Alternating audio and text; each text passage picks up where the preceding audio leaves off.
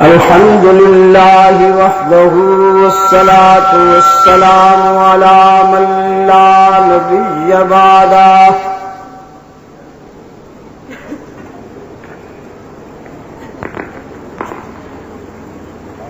وعلى آله وأصحابه الذين أوفوا عهده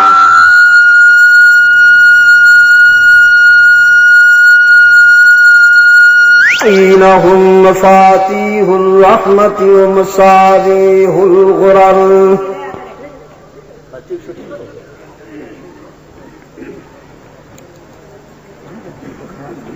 أعوذ بالله من الشيطان الرجيم بسم الله الرحمن الرحيم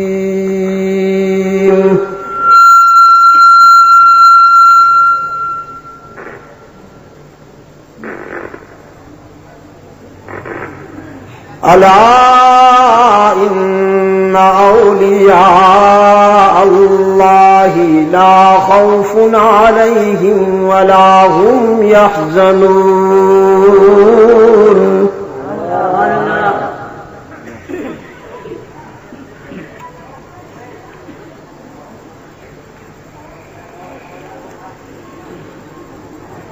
وقال الله تعالى في مقام آخر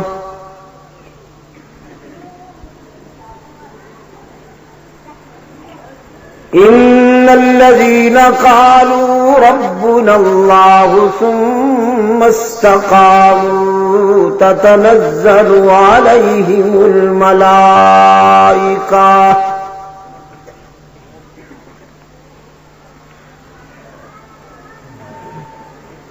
ألا تخافوا ولا تحزنوا وأبشروا بالجنة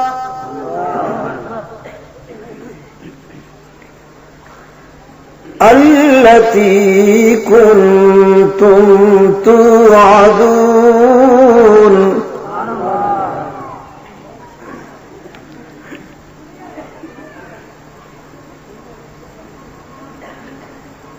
ألا تخافوا ولا تحزنوا وأبشروا بالجنة التي كنتم توعدون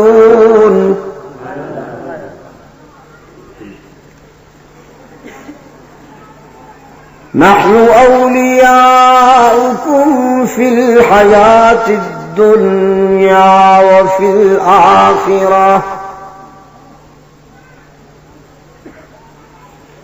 ولكم فيها ما تشتهي أنفسكم ولكم فيها ما تدعون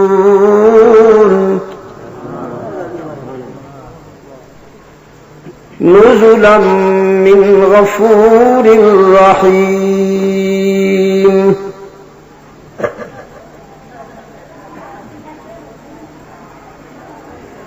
قد أفلح المؤمنون الذين هم في صلاتهم خاشعون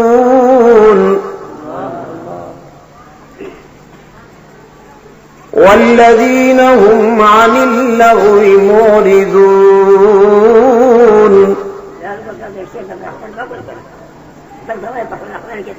والذين هم للزكاة فاعلون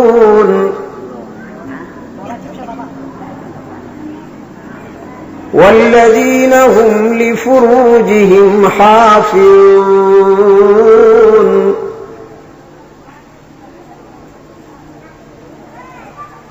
إلا على أزواجهم أو ما ملكت أيمانهم فإنهم غير ملومين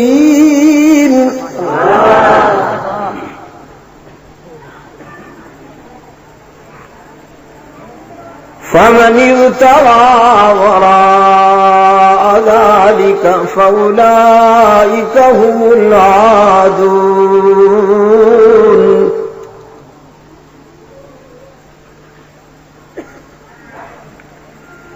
والذين هم لأماناتهم وعهدهم راعون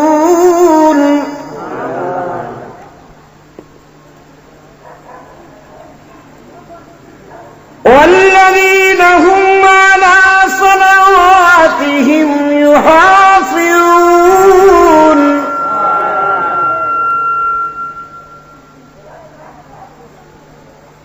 أولئك هم الوارثون الذين يرثون الفردوس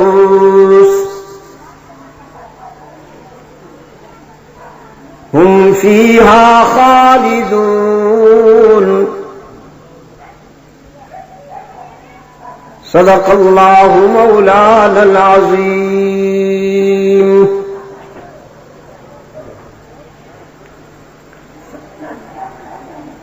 فقال النبي صلى الله عليه وسلم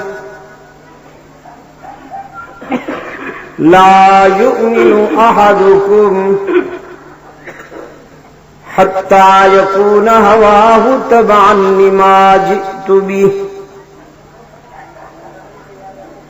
وصدق رسوله النبي الأمي الكريم ونحن على ذلك لمن الشاهدين والشاكرين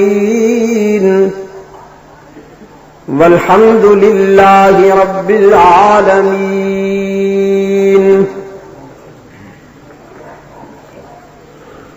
خدا در انتظار حمد مانیست، محمد چشم بر راہ سنانیست،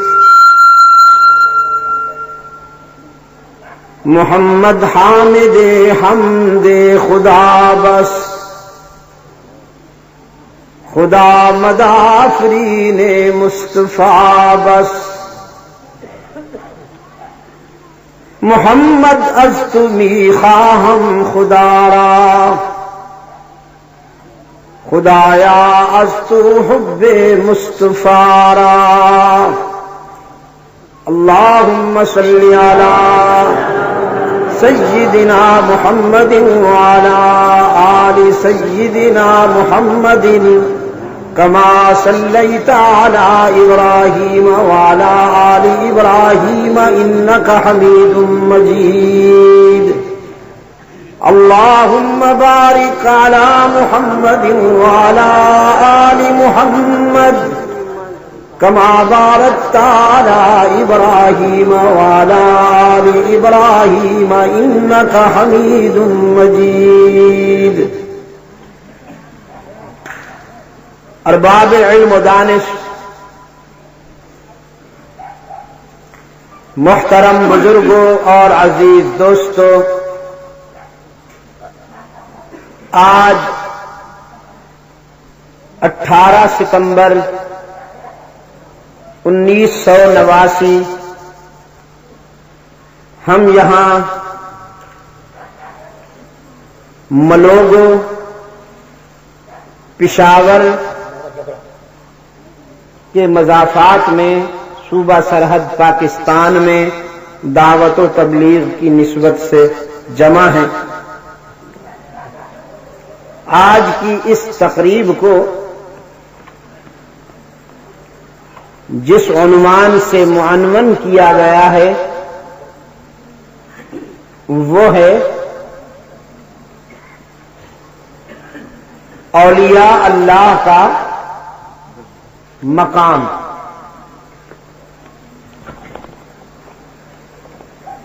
اگر اہل نظر اجازت دیں تو میں تھوڑی سی ترمیم کرتا ہوں اور اس ترمیم شدہ عنوان پر گفتگو کرنے کی کوشش کروں گا. اولیاء اللہ کی پہچان. کیا کہا میں نے؟ اولیاء اللہ کی پہچان، یہ ہے آج کی گفتگو کا عنوان۔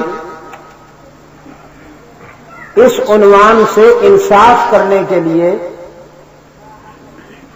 میں نے کتاب اللہ سے جو حصہ آپ کے سامنے ابھی ابھی تلاوت کرنے کی سعادت حاصل کی، اس میں ایک جگہ اللہ نے ارشاد فرمایا، میرے دوست دنیا میں بھی اور آخرت میں بھی بے خطر ہیں اور محفوظ ہیں۔ میرے دوست دنیا اور آخرت میں محفوظ ہیں، انہیں یہاں کا خوف نہیں اور وہاں کا حزن نہیں۔ دوسری جگہ ارشاد فرمایا، یقیناً وہ لوگ جنہوں نے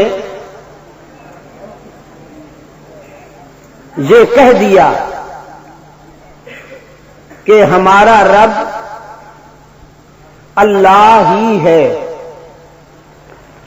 الذین قالوا ربنا اللہ، وہ لوگ جنہوں نے یہ کہہ دیا کہ ہمارا رب اللہ ہی ہے۔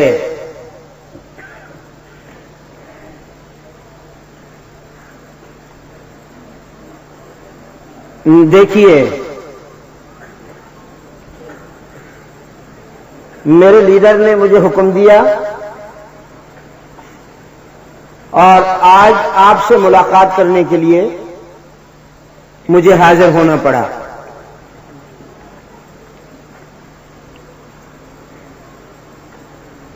اور اس تصور کے ساتھ میں آپ سے مخاطب ہوں کہ شاید یہ میری زندگی کا آخری بیان ہو۔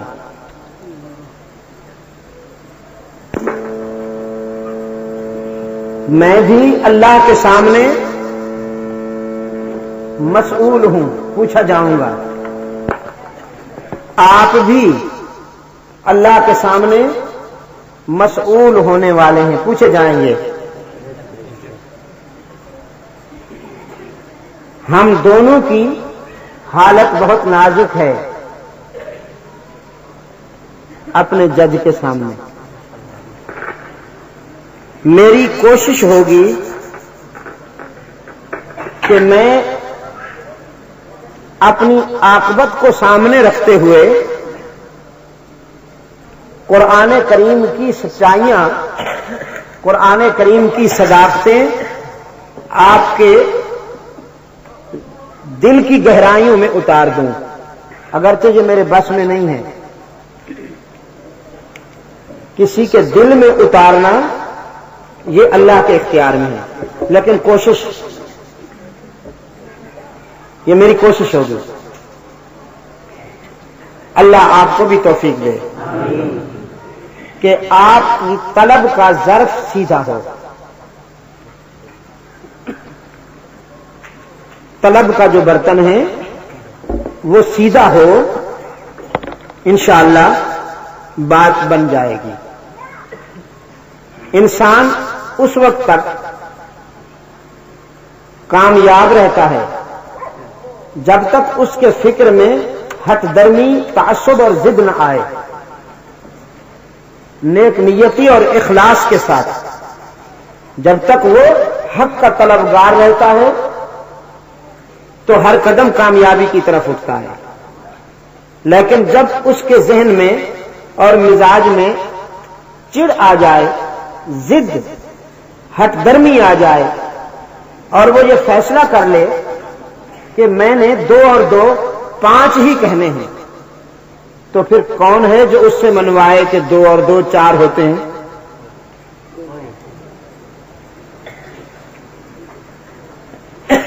ابو جہل نے فیصلہ کر لیا تھا کہ 2 اور 2 5 ہیں.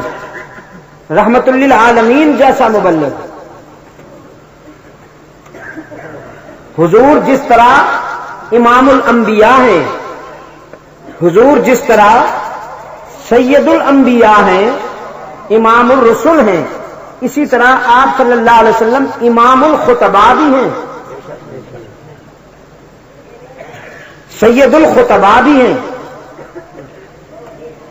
آپ صلی اللہ علیہ وسلم کی دعوت، آپ کی خطابت، آپ کا بیان اور آپ کی تقریر حکمتوں سے، موعظہ حسنہ سے، رقت سے لبریز ہوا کرتی تھی. لیکن ابو جہل نے فیصلہ کر لیا کہ میں نے 2 اور 2 5 ہی کہنے ہیں. اس سے کوئی نہیں منوا سکا. وہ مارا گیا ضد میں، ہٹ درمی میں. حبشے سے بلال آئے، جیت گیا. فارس سے سلمان آئے، طلب کا ظرف سیدھا تھا، جیت گیا. روم سے صہیب آئے، طلب کا برتن سیدھا تھا، جیت گیا. لیکن یہ پڑوس میں رہنے والے عتیبہ، ولید ابو جہل اور مسٹر ابو لہب ضدی، ہٹ درم، کج ذوق، کج فکر، کج ظرف. برتن الٹا تھا، کچھ حاصل نہ کر پایا. اس لیے سکون سے، اطمینان کے ساتھ میری باتیں سنیے. جلدی کرنے کا کوئی ارادہ نہیں میرا. اللہ مجھے توفیق دے کہ میں قرآن کریم کے بحر ذخار سے روشنیوں کا وہ سرمایہ جو اس وقت نسل انسانی کے ذہنوں اور فکروں کو اندھیروں سے بچا سکتا ہے، اخلاص کے ساتھ آپ کے سامنے پیش کر سکتا. اللہ والوں کی پہچان قرآن نے خود بتائی. وہ لوگ جنہوں نے کہہ دیا کہ ہمارا رب، اور یہ رب جانتے ہو نا، اللہ نے انسان کو دنیا میں بھیجنے سے پہلے عالم ارواح میں کیا وعدہ لیا تھا؟ الست بربکم. دنیا میں بھیجنے سے پہلے آپ سوچ رہے ہوں گے جب دنیا نہیں تھی تو انسان کہاں تھا؟ انسان کہاں تھا جب دنیا نہیں تھی؟ وہ عالم ارواح میں انسان اپنی اصلی صورت میں تھا. یہ جو صورت ہے یہ حیوانی صورت ہے. کیا کہا میں نے؟ یہ جس کو آپ کہتے ہیں نورانی شکل، جس کا چہرہ گورا دیکھا گئے کام سے، چاروں شانے چپ.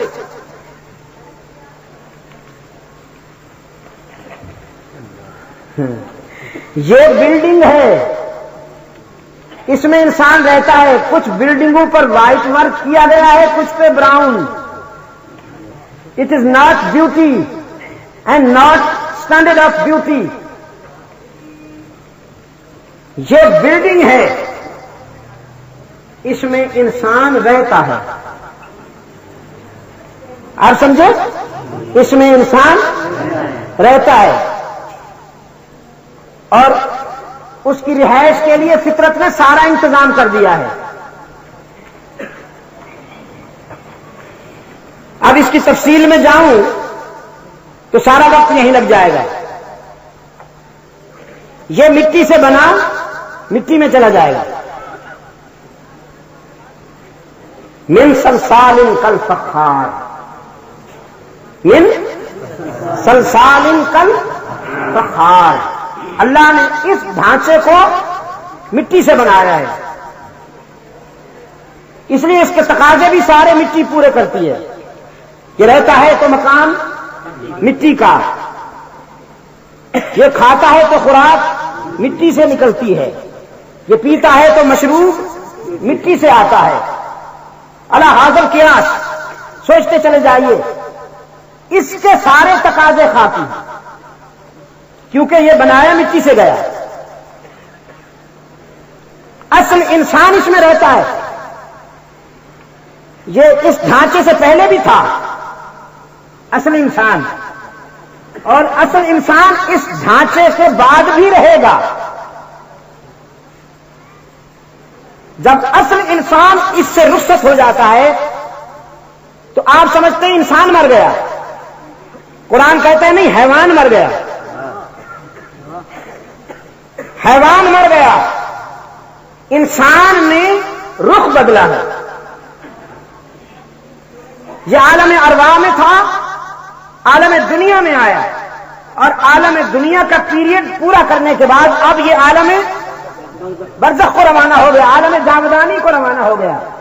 جوہر انسان عدم سے آشنا ہوتا نہیں، جوہر انسان عدم سے آشنا ہوتا نہیں. آنکھ سے اوجھل تو ہوتا ہے، فنا ہوتا نہیں. اس ڈھانچے کو آپ اٹھا کر قبرستان میں دفن کراتے ہیں اور اصل انسان اپنے مرکز کی طرف روانہ ہو جاتا ہے، کیونکہ وہ آیا وہیں سے ہے. یسألونک عن الروح قل الروح من امر ربی. یہ رب سے آیا، رب کی طرف روانہ ہو جاتا ہے، اور یہ مٹی سے بنایا مٹی میں دفن ہو جاتا ہے.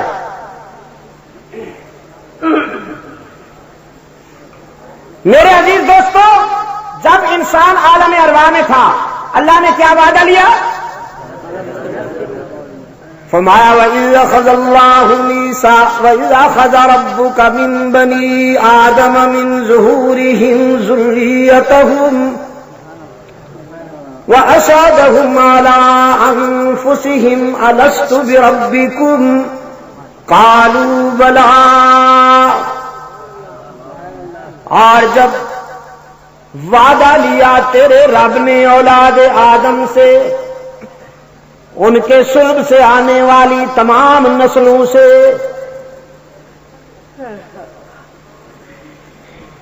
عالم ارواح میں، الست بربکم، اے اولاد آدم، دنیا میں جانے سے پہلے یہاں عالم ارواح میں سوچ کر جواب دو، کیا میں تمہارا رب ہوں کہ نہیں؟ قالوا بلا. اولاد آدم نے وعدہ کیا، ہاں تو ہی ہمارا رب ہے، تو ہی ہمارا رب ہے. یہ جب انسان آ رہا تھا دنیا میں تو پہلے کیا یہی وعدہ لیا، الستو بربکم. اور جب یہ جائے گا اس دنیا سے تو برزخ کے پہلے زینے پر یہی پوچھا جائے گا، من ربوں کا، تیرا رب کون ہے؟ حدیث میں اللہ کے رسول صلی اللہ علیہ وسلم کا ارشاد ہے کہ اخروی زندگی کے پہلے قدم پر جو سوال ہوگا اس میں وہی لوگ کامیاب ہوں گے جنہوں نے دنیا میں شرک نہ کیا ہوگا.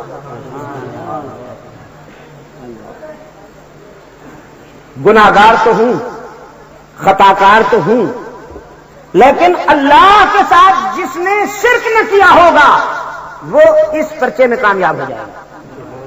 اسے توفیق ملے گی کہ وہ کہے گا ربی اللہ، میرا رب اللہ ہے.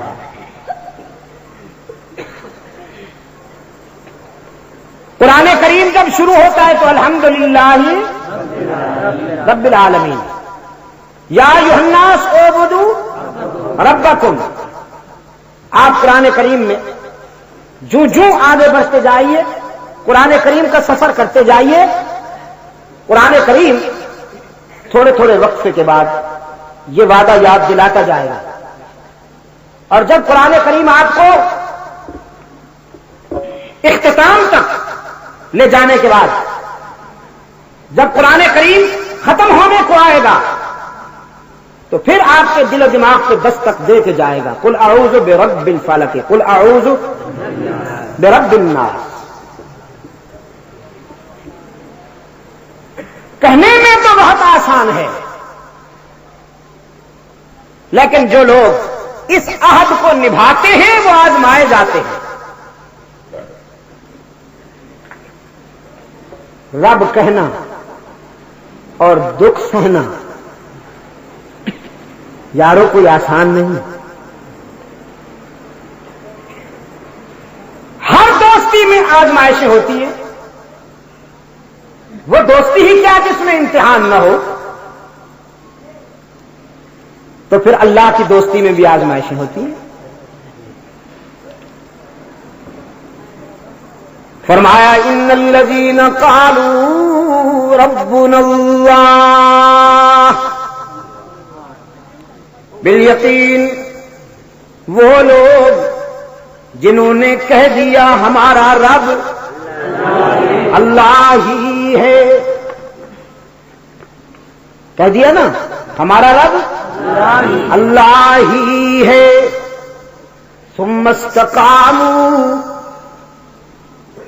اس دعوے کے بعد، اس اقرار کے بعد، امتحانوں آزمائشوں کے یلغار میں ثابت قدمی کا مظاہرہ کیا، پھسلے نہیں، ڈگمگائے نہیں، راہ حق سے قدم ہٹائے نہیں، ہمارے بنے اور جم کے رہے، ہماری دوستی میں ٹک گئے، رب کے لیے سب کو چھوڑ دیا۔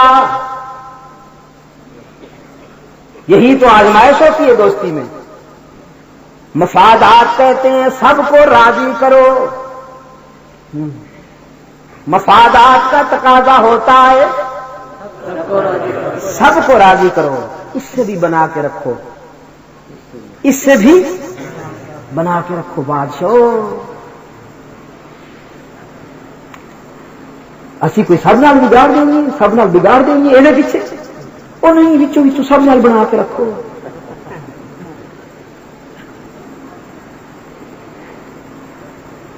یہ بازاری جنس کا ذوق ہے۔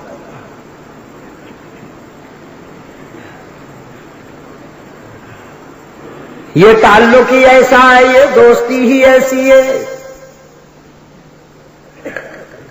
اس کے خلیل کو دیکھیے، رب العالمین نے اپنے محبوب کو دعوت فکر دیتے ہوئے فرمایا وَاذْكُرْ فِي الْكِتَابِ إِبْرَاهِيمَ إِنَّهُ كَانَ صِدِّيقًا نَبِيًّا۔ میرے محبوب قرآن کے بے داغ آئینے میں،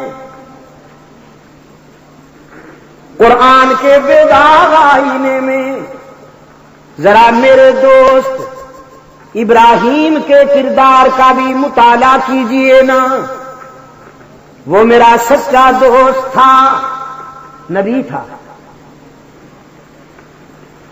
اس نے ہماری دوستی کو نبھایا، بلکہ دوستی کا معیار قائم کیا۔ ابراہیم نے اعلان کیا ربی اللہ، کیا کہا؟ ربی اللہ۔ معاشرے نے کہا نہیں، ابراہیم رب تو یہ ہے جس کا تو نام لیتا ہے نظر نہیں آتا۔ رب تو یہ ہے، سامنے روشن ہے، اور شنیدہ پہ بوت مانند دیدہ، یہ علماء کہتے ہیں یہ مشاہدے کی بات ہے۔ آپ ہمیں ایسی شخصیت، ایسی ذات کی طرف متوجہ کر رہے ہیں جو نظر نہیں آتی، اور ہمارا رب سامنے کھڑا ہوا ہے۔ ملوگو والو، سرحد والو، جانتے ہو ابراہیم نے کیا کہا؟ جانتے ہو ابراہیم نے یہ نہیں کہا ہو کافر کے بچوں، ہم مشرق کی اولاد، کیا بکتے ہو؟ یہ تو ہم ہیں نا جی، ہاں یہ تو ہم ہیں۔ نفس جب غبار اٹھتا ہے تو بس پھر گئے، جو منہ میں آیا نکال دیا۔ نفس کی تسکین نہ کریں تو لطف نہیں آتا، کھال نہ اتارے تو مزہ نہیں آتا۔ ہاں لیکن پیغمبر کی دعوت، پیغمبر نے فرمایا اچھا تم کہتے ہو یہ رب ہے، چلو یہی صحیح، آؤ تم کہتے ہو نا فلما رأى الشمس بازغة قال هذا ربی، هذا اکبر۔ پہلے انہوں نے کہا تھا ستارے، فرمایا اچھا پھر یہی صحیح، چلو فکری سفر کرتے ہیں، انجام پہ فیصلہ ہوگا۔ ستارے چمکتے رہے، انجمن آباد رہی، ان کو پوجنے والے جھکتے رہے، سجدے نچھاور کرتے رہے، لیکن وہ ٹھہر نہ سکے، کھسکتے گئے، لڑکتے گئے، گرتے گئے اور ڈوب گئے۔ ابراہیم نے فرمایا وہ خدا ہی کیا جو ڈوب جائے، نہ ڈوبنے والے کو میں معبود نہیں مانتا، جو گر کے ڈوب جائے وہ میرا معبود نہیں ہو سکتا۔ ناراض نہ ہونا، میں نے تمہارے فکر سے ٹکر تو نہیں لی تھی، میں نے تو تمہارا ساتھ دیا کہ آؤ چلتے ہیں، لیکن جو ڈوب جائے وہ معبود نہیں ہو سکتا۔ انہوں نے کہا اچھا پھر یہ سورج ساری دنیا کو روشن کر رہا ہے۔ ابراہیم علیہ السلام نے فرمایا اچھی بات ہے، یہی صحیح، آؤ چلتے، ھذا اکبر، یہ واقعی بڑا ہے۔ لیکن جب وہ بھی ڈوب گیا، فرمایا لا احب الآفلین، ڈوبنے والا معبود نہیں ہو سکتا۔ معلوم ہوا ستارے عبادت کے لائق نہیں کہ یہ چمکتے تو ہیں لیکن ڈوب بھی جاتے ہیں، چاند عبادت کے لائق نہیں کہ یہ روشن تو ہے لیکن غروب بھی ہو جاتا ہے، سورج عبادت کے لائق نہیں اس لیے کہ وہ کائنات کو روشنی تو فراہم کرتا ہے لیکن اپنے آپ کو ڈوبنے سے نہیں بچا سکتا۔ لا تسجدوا للشمس ولا للقمر واسجدوا للہ الذی خلقہن۔ تو انجام نے یہ ثابت کر دیا، میں نے تمہارے ساتھ جو فکری سفر کیا اس کے نتیجے میں الحمدللہ میرا موقف ثابت ہو گیا کہ یہ ڈوبنے والے ہیں، غروب ہونے والے ہیں، جھک جانے والے ہیں، نظر سے اوجھل ہو جانے والے ہیں۔ عبادت کے لائق یہ نہیں، عبادت کے لائق وہ ہے جو ان سب کو پیدا کرنے والا ہے، ان سب کو پیدا کرنے والا ہے۔ یاد رکھیے گا سرحد کے روشن ضمیروں،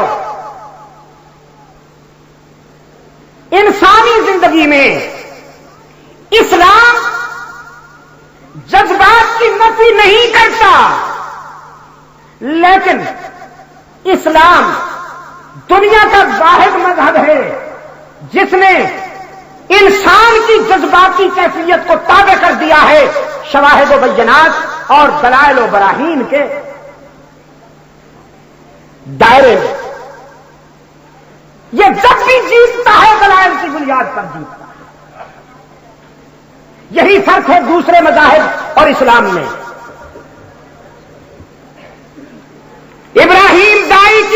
حیثیت سے انسانی معاشرے کے سامنے آئے، حق تعالی نے اپنے محبوب کو دعوت فکر دی، میرے دوست کے کردار کا مطالعہ تو کیجئے، میرے محبوب وہ میرا سچا دوست تھا۔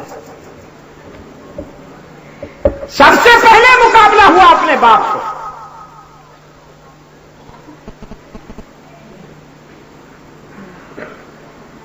فرمایا اذ قال لأبيه يا أبت لم تعبد ما لا يسمع ولا يبصر ما لا يسمع ولا يبصر ولا يغني عنك شيئا۔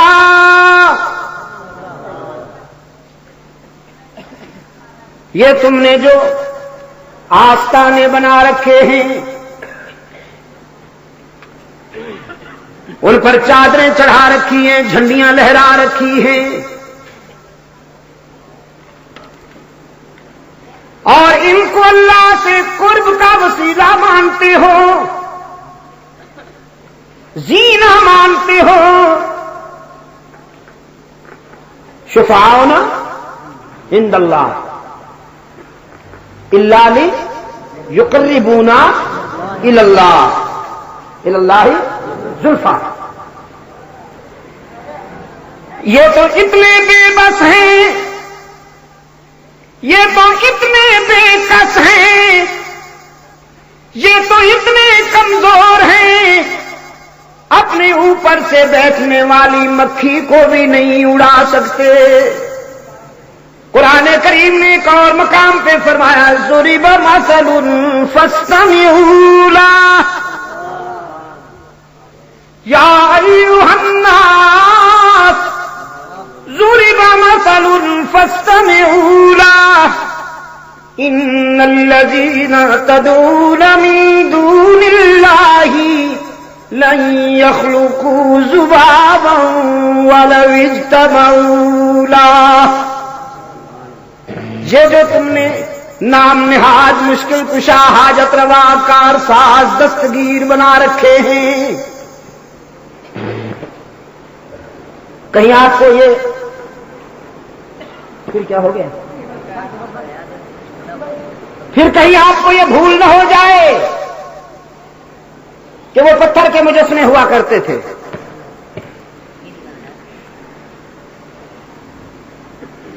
یاد رکھیے شرک کی ابتدا کب ہوئی؟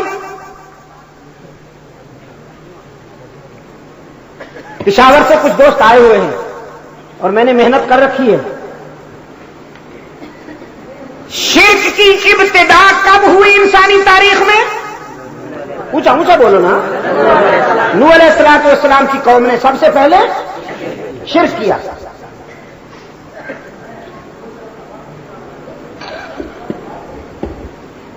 انہوں نے جو حق اللہ کا تھا، یہ سجدہ اللہ کا حق ہے، مشکلات میں مدد مانگنا یہ اللہ کا حق ہے، اسی سے مانگا جائے۔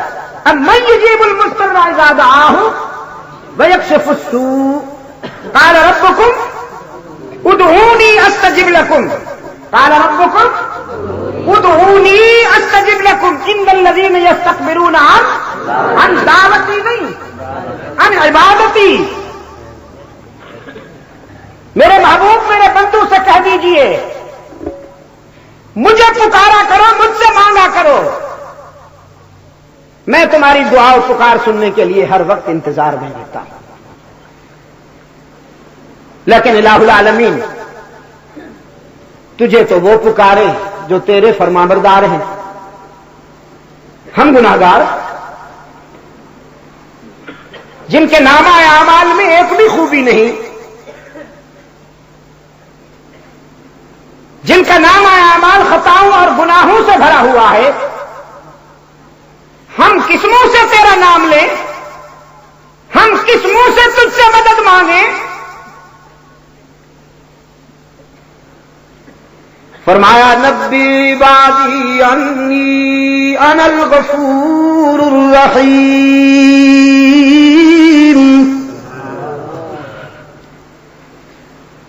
میرے بندو کو بتا دیجئے تم اپنی خطاؤں اور گناہوں کو دیکھ کر مایوس نہ ہوا کرو کہ تمہاری خطائیں جتنی بھی بڑھ جائیں میری رحمت سے وہ نہیں بڑھ سکتی. تم اپنی خطائیں اور گناہوں کو جمع کر کے لاؤ. میں تمہارے گناہوں اور خطاؤں سے کئی گنا زیادہ رحمت لے کر تمہارا انتظار کرتا ہوں. جب مجھے پکارو گے تو غضبناک نہیں پاؤ گے، مہربان پاؤ گے.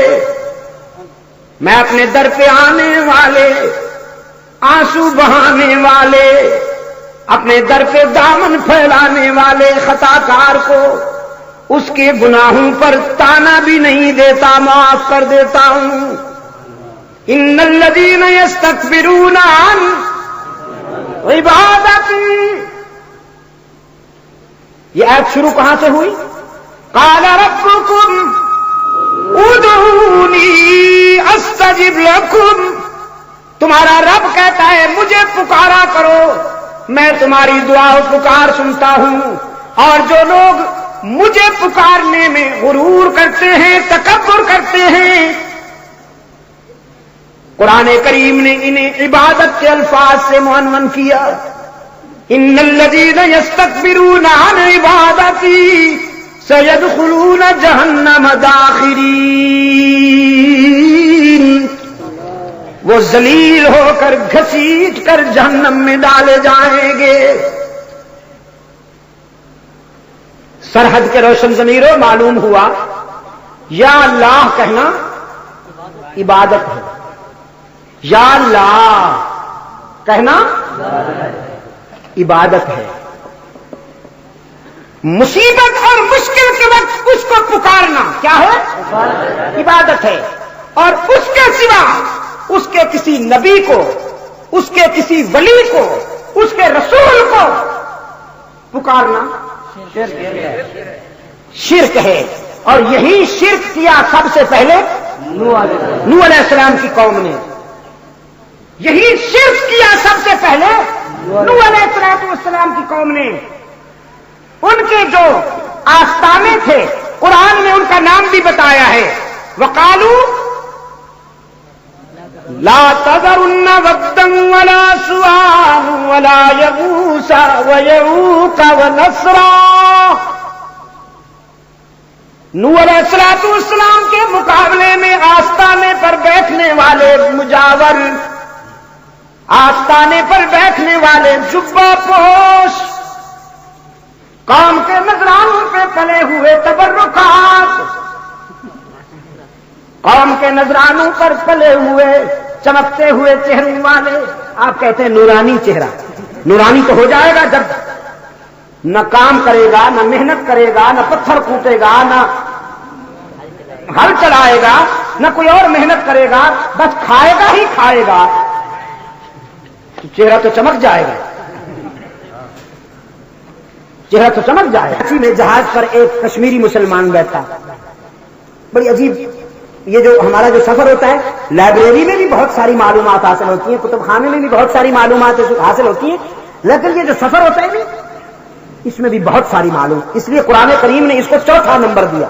التائبون العابدون الحامدون السائحون. یہ السائحون سیاحت کرنے والے، دنیا کی سیر کرنے والے، بہت کچھ حاصل ہوتا ہے اس میں.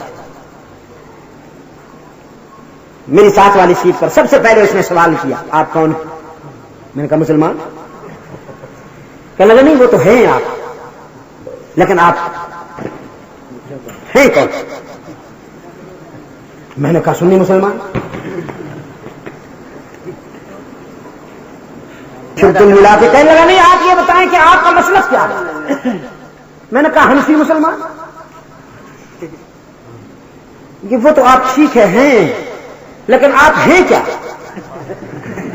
میں نے کہا میاں تمہیں جو تکلیف ہے وہ بتا، تم کیا پوچھنا چاہتے ہو؟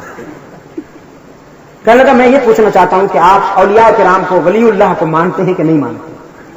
میں نے کہا میں خود ولی اللہ ہوں، آپ کو کیا اعتراض ہے؟ آپ ولی اللہ کو مانتے ہیں کہ نہیں مانتے؟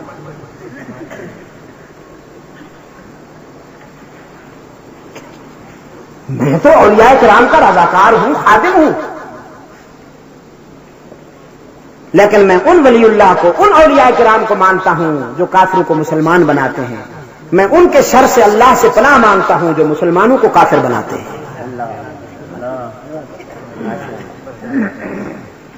میں معین الدین چشتی کو اللہ کا ولی مانتا ہوں جو برے صغیر میں اکیلا آیا اور جنازہ اٹھا تو لاکھوں کو مسلمان بنا کے جا رہا ہے.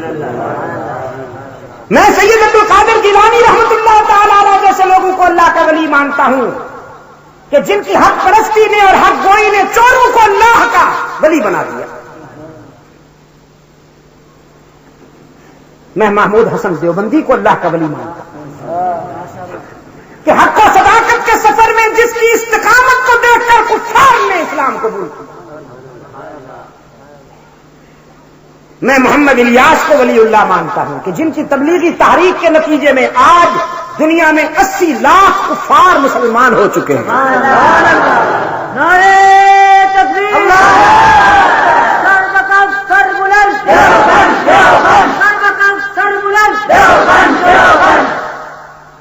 روہتک اور حصار کے علاقے میں محمد الیاس رحمت اللہ علیہ نے دعوت اور تبلیغ کا کام شروع کیا. اسلام کے یہ خاموش مگر پرجوش مبلغ ایک کونے سے اٹھے اور پوری دنیا پہ چھا گئے.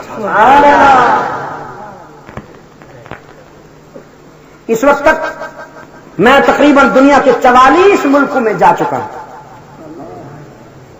ان میں یورپین ممالک بھی ہیں، افریقی ممالک بھی ہیں، مشرق وسطی سے تعلق رکھنے والے ممالک بھی ہیں، ایشیائی ملک بھی ہیں.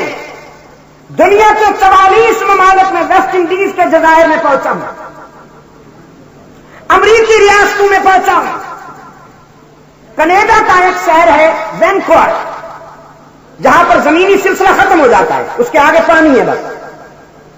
میں نے دنیا کے جس کونے، جس خطے، جس ملک میں قدم رکھا مجھے محمد الیاس کے سپاہی ہر جگہ الا اللہ کی ضربیں لگاتے ہوئے اور آگے بڑھتے ہوئے نظر آئے. میں نے دیکھا افریقہ کے کالے جسموں میں اسلام کی روشنی اتر چکی. افریقی ممالک میں چھوٹا سا ملک ہے بوتسوانا، زامبیا اور ساؤتھ افریقہ کے بیچ میں چھوٹا سا ملک ہے. سب سے زیادہ ڈائمنڈ وہاں پیدا ہوتے ہیں، ہیرے وہاں پیدا ہوتے ہیں. وہاں میں پہنچا ہوں، ایک 9 سالہ افریقی بچہ میں نے قرآن کریم کا حافظ دیکھا. 9 سال کا افریقی بچہ قرآن کریم کا حافظ دیکھا. اور آپ سن کے حیران ہو جائیں گے کہ اسلام قبول کیے ہوئے اس کے والدین نے اس کو مدرسے میں اس لیے داخل کرایا تھا، مدرسے میں اس لیے بٹھایا تھا کہ انہوں نے دیکھا کہ مسلمانوں کے بچے بڑے شریف جب قرآن کریم یا سپارے اٹھا کر مخصوص لباس میں مسلمان بچوں کا قافلہ چلتا ہے مدرسے کی طرف، مکتب کی طرف، تو ایسے معلوم ہوتا ہے جیسے عرش بری سے فرش زمین پر فرشتوں کی جماعت اتر آئی ہے. بچے بچیاں وہ نقاب اوڑے ہوئے اور بچے مخصوص لباس کے ساتھ جب مکتب کی طرف، مدرسے کی طرف جاتے دکھائی دیتے ہیں، واپس آتے ہیں تو شرافت اور وہ پاکیزگی ان سے ٹپکتی ہے. تو ان افریقیوں نے، عیسائیوں نے مسلمانوں سے کہا کہ یہ تم اپنے بچوں کو کون سی دوائی پلاتے ہو؟ ہمارے بچے تو ایسے جنات کی کوئی جنس ہے کہ وہ اس قدر ادھم مچاتے ہیں ہمارے گھر میں کہ ہم سکون کو ترس، جو ہی انہوں نے میرا شعور سنبھالا ہمارا جینا حرام کر دیا. اور یہ تمہارے بچے ہیں، ہم ان کو دیکھ کر رس کرتے ہیں، ہم سوچتے ہیں کہ یہ اتنے شریف، اتنے متین اور اتنے سنجیدہ کیسے ہیں. مسلمانوں نے کہا ہم نے ان کو کوئی دوائی نہیں پلائی ہے اور نہ کوئی انجیکشن کیے ہیں، یہ قرآن پڑھتے ہیں. تو اس بچے کے والدین نے کہا یہ قرآن کیا ہوتا ہے؟ انہوں نے کہا وہ ہماری مذہب کی کتاب ہے قرآن کریم. کہا اچھا پھر ہم بھی اپنے بچوں کو بھیجیں گے مگر ان کو مسلمان نہ بنانا، صرف قرآن پڑھانا. صرف قرآن پڑھانا، مسلمان نہ بنانا، تاکہ ہمارے بچے بھی ایسے شریف ہو جائیں. تو اس بچے کو مکتب میں آئے ہوئے صرف 1.5 سال ہوا تھا، قرآن کریم حفظ کر لیا تھا. ہاں جی، ایک اندازے کے مطابق اس وقت دنیا بھر میں محمد الیاس کی تبلیغی تحریک کے نتیجے میں 80 لاکھ انسانوں نے اسلام قبول کیا ہے. میں ان کو ولی اللہ مانتا ہوں، اور میں ان پیشہ وروں کو ولی اللہ نہیں مانتا جن کی صرف ٹوپی اونچی ہے، اب جن کی خصوصیت یہ ہے کہ جنرل کرنل ان کے مرید ہیں، اور جن کی نظر ہر وقت مرید کی جیب پہ رہتی ہے، وہ بیچارہ کھجلی بھی کرے تو یہ سمجھتا ہے نظرانہ نکال رہا ہے، عورتوں کے دم پر ہے. جن کی پرواز یہ ہے کہ مست قلندر سب کچھ اندر، دما دم نہ دھوکہ نہ غم، کمائیں گے احمد کھائیں گے ہم. میں انہیں ولی اللہ نہیں مانتا، یہ ایکٹر ہیں، یہ اس دور کے ایکٹر ہیں، بروکر ہیں. میں شاہ اسماعیل شہید کو ولی اللہ مانتا ہوں. آپ کا کیا خیال ہے؟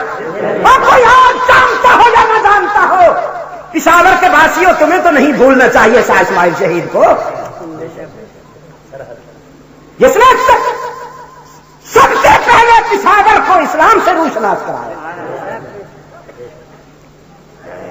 اور یہ اونچی ٹوپی والے پیشہ ور یہ کہتے ہیں شاہ اسماعیل شہید کو گستاخ رسول کا. واہ بھائی واہ، جس نے جان دے دی ہے رحمت للعالمین کی شریعت کی تقویم کے لیے وہ گستاخ رسول. اور جو اتنے پلے ہوئے ہیں کہ چھوٹی موٹی گاڑیوں میں نہیں بیٹھ سکتے، یہ عاشق رسول، ان کا جب قسمت الجیزا ہے. شاہ اسماعیل شہید کی بات کرتے تھے، لیکن ان کی شرط یہ ہوتی تھی میرا مرید وہ بن سکتا ہے جو راہ حق میں نقد جان دینے کا وعدہ. ان کے ہاں مرید کون بنتا ہے؟ جو ہر سال زیادہ سے زیادہ نذرانہ پیش کرے. غریب مرید کے لیے 2 انگلیوں والا مسافہ بھی مشکل ہے، اور جو سمگلر مرید نوٹوں کا بنڈل لے کے آئے ان کے لیے وہی ریش جبہ و دستار گیٹ پہ استقبال کرتا. میں انہیں ولی اللہ مانوں، صرف اس لیے ولی اللہ مانوں کہ جرنیل اور کرنل ان کے اور لیفٹیننٹ ان کے مرید ہیں. امریکن لابی نے مجاہدین اسلام کو بدنام کرنے کے لیے اور مسلمانوں سے جذبہ جہاد چھیننے کے لیے کس طرح کے مرزا غلام قادیانی کو نبوت کی مسلک پہ لے آئے ہیں، اس طرح کے جھوٹوں کو ولایت کی مسلک پہ لے آئے ہیں. مرزا قادیانی نے نبوت کے امیج کو ڈائنامیٹ کرنے کی کوشش کی ہے، اور ان فنکاروں نے ولایت کے امیج کو ڈائنامیٹ کرنے کی کوشش کی. شاہ اسماعیل شہید رحمت اللہ علیہ کی شرط یہ ہوتی تھی میرا مرید وہ بنے گا جو نقد جان دینے کا وعدہ. پھر صرف مریدوں سے نہیں کہا کہ تم مار کھاؤ، جب جان دینے کا وقت آیا تو جان دینے والوں میں خود بھی شامل تھے.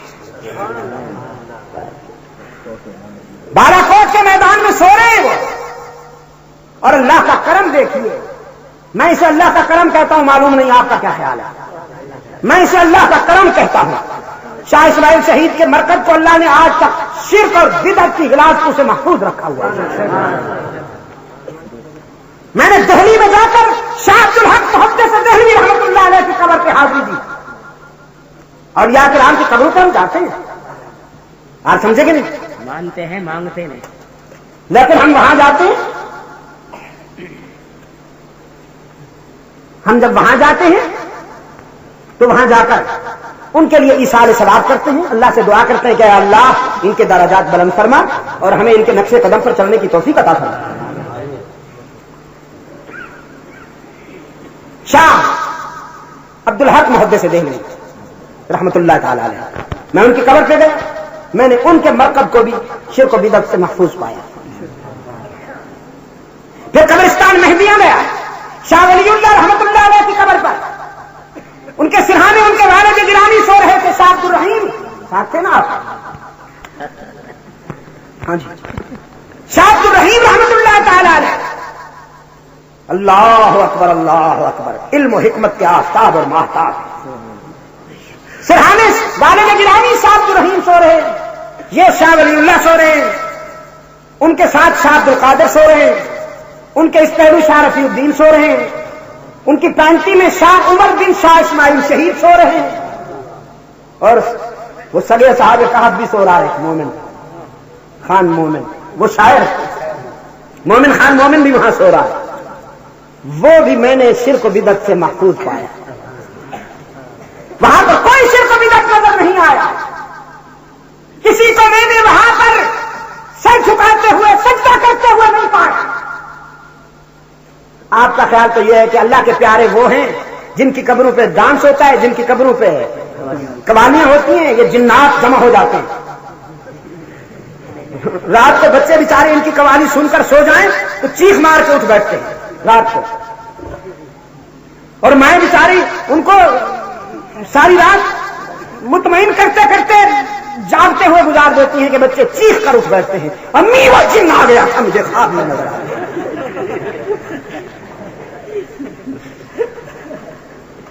آپ کا خیال تو یہ نہیں کہ ولی اللہ وہ جس کی قبر پہ ڈھول ڈھمک کے بج رہے ہوں، جس کی قبر پہ گانجا چرس اور افیون اور ہیروئن کے کس لگائے جا رہے ہوں، جس کی قبر پہ الیاذ باللہ ثم الیاذ باللہ کیا کچھ ہو رہا ہے۔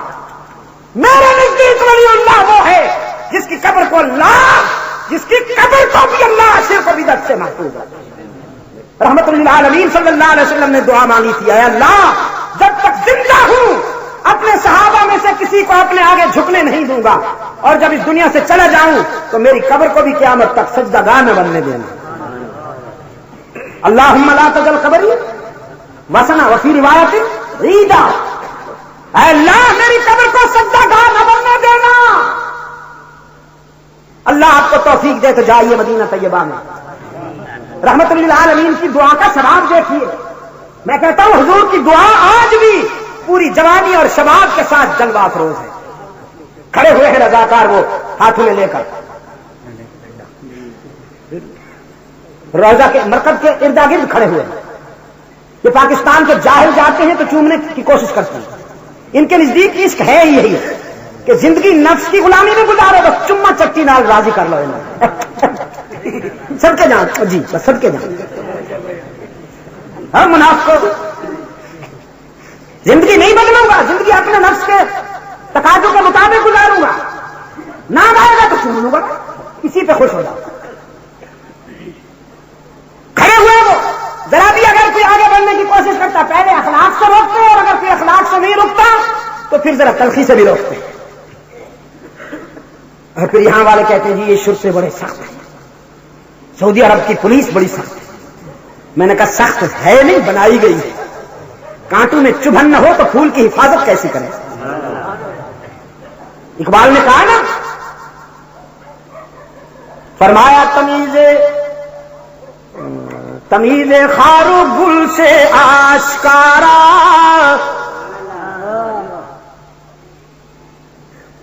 تمیز خار و گل سے آشکارا، نسیم صبح کی روشن ضمیری،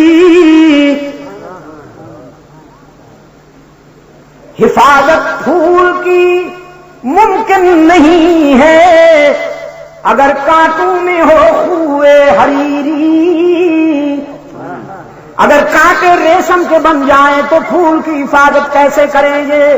کانٹوں کو تو تلخ ہونا چاہیے، ان میں چبھن ہونی چاہیے، تاکہ پھول توڑنے کے لیے جو بھی ہاتھ آگے بڑھے وہ اس کو روک سکیں۔ اللہ نے اپنی قدرت کاملہ سے یہ انتظام کر دیا ہے، وہاں پر اگر کوئی شرک و بدعت کے راستے پر چلنا بھی چاہے تو نہیں چلنے دیا جاتا۔ رحمت عالم کی دعائیں وہاں پر جوانی اور شباب کے عالم میں نظر آتی ہیں۔ صرف مدینہ نہیں، وہ پوری دھرتی شرک و بدعت سے محفوظ ہے، جس دھرتی پہ رحمت للعالمین کے قدم لگ گئے۔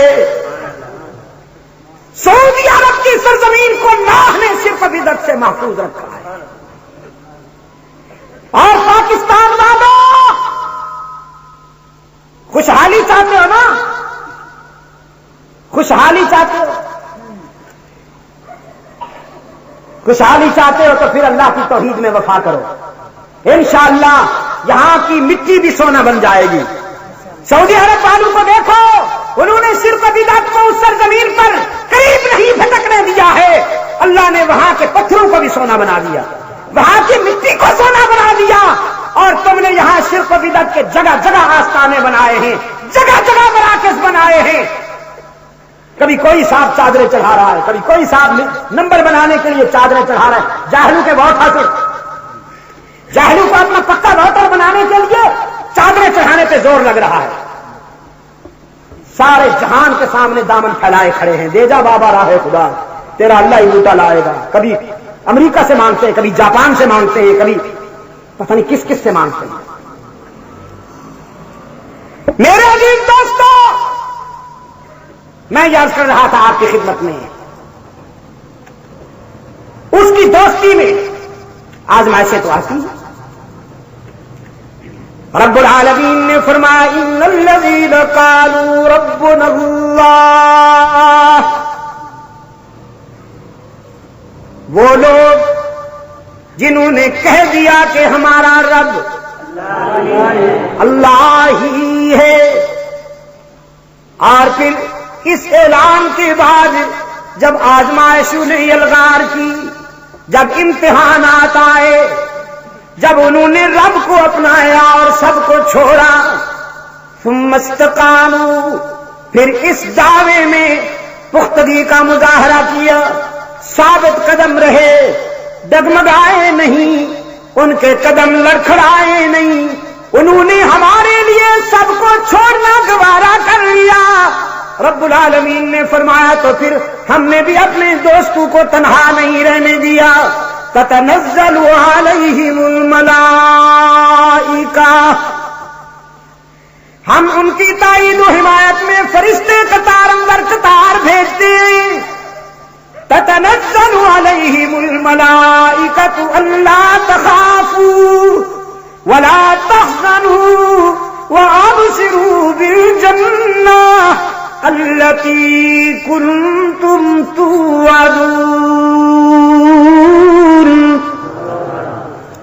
انہیں خوشخبری سنائی جاتی ہے، تم نے دنیا ہمارے لیے دکھوں میں گزار دی ہے تو ہم آخرت میں تمہارے لیے خوشیوں کی بشارت دیتے ہیں۔ یہ ہے اللہ والوں کی پہچان کہ جو رب کے لیے سب کو چھوڑ سکتے۔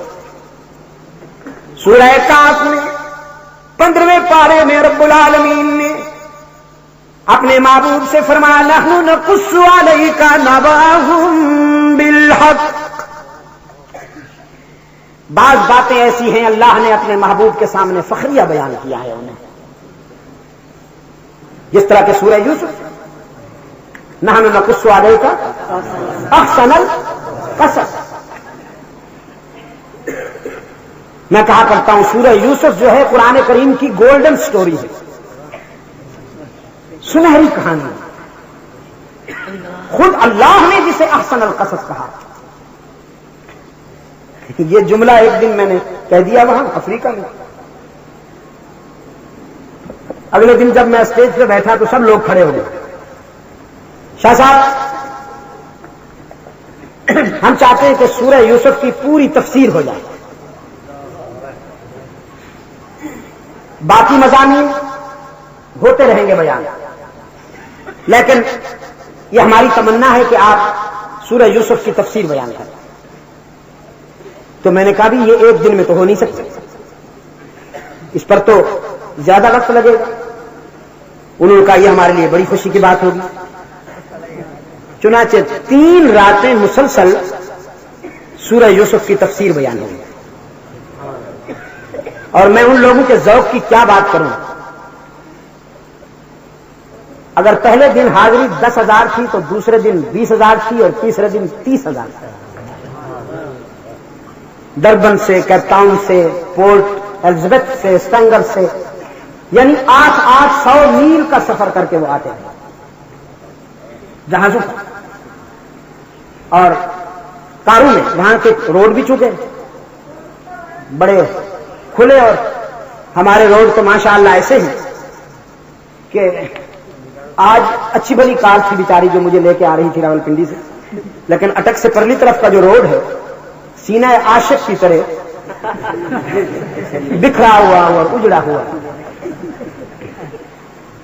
اس نے اٹھا کے بونٹ کو پھینکا، یعنی بونٹ اکھڑ کے بیچارہ وہ جو ونڈ اسکرین ہوتا ہے شیشہ جس کے آگے نظر آ رہا ہوتا ہے، اٹھ کے سامنے آ پڑا۔ بڑی مشکل سے ہمارے دوست نے کنٹرول کیا، پھر اس کو بڑی مضبوطی سے باندھا، اس کو وہ کیا، ٹھیک کیا کہ اب اللہ کرم کرے گا۔ اللہ تو کرم کرے گا، لیکن نیچے جو مصیبت ہے، ٹھیکیداروں نے جس دلسوزی کے ساتھ حب الوطنی کے جذبے سے سرشار ہو کر پاکستان دوستی کا ثبوت دیتے ہوئے انہوں نے جس محبت کے ساتھ روڈ بنایا ہے، آخر اس کے تو اثرات ہونے۔ پھر چلتے چلتے جو بونٹ اٹھا تو پھر سامنے آ گیا، اور سامنے جب آتا تو نظر کچھ نہیں آتا، تو اللہ تعالیٰ حفاظت کرتا۔ کامرا ایک جگہ ہے، یہ ہاں کامرا، وہ جو گاؤں ہے نا، یہ تو اب تو پورا علاقہ کامرا بن گیا، وہ جو خاص گاؤں ہے، ہم اٹک سے جا رہے تھے، وہاں سیرت کانفرنس ہو رہی تھی، تو ہم نے دیکھا کہ وہ سڑک اکھاڑ رہے ہیں، لیبر لگی ہوئی ہے، مزدور سڑک اکھاڑ رہے ہیں، تو میں نے دیکھا بڑی بڑی کدالیں لی ہوئی ہیں اور پسینے میں شرابور ہیں، لیکن وہ جو پتھر ان کو جتنے نظر آنے چاہیے تھے ہم سمجھتے تھے وہ اتنے پتھر نہیں تھے۔ تو جب کچے پہ ہم نے گاڑی اتاری تو گاڑی تو سلو ہو گئی، آگے ہمارے ایک وہ تھی بیل گاڑی، روکنا پڑا۔ میں نے ان سے پوچھا کہ یہ سڑک جو تم اکھاڑ رہے ہو اتنی مضبوط ہے، کیوں اکھاڑ رہے ہو؟ کہنے لگے نئی سڑک بنانی ہے ٹھیکیداروں نے، اس لیے اس کے اکھاڑنے کا حکم ہوا۔ تو میں نے کہا یہ سڑک کب کی ہے؟ انہوں نے کہا یہ انگریز کی بنی ہوئی ہے۔ ہم نے اتر کے گاڑی سے جب دیکھا تو وہ تقریباً 4.5-5 فٹ تک اس کے پتھر، بجری، تارکول، یہ جو مٹیریل ہے تقریباً 4.5-5 فٹ تک وہ بھرا ہوا تھا، اور وہ کہتے ہیں جب ہم کدال مارتے تو وہ ہمارے ماتھے میں پڑتے ہیں، یہ ہم سے اکھڑ نہیں سکتی اتنے سال گزر جانے کے باوجود، وہ کافروں کی بنی ہوئی۔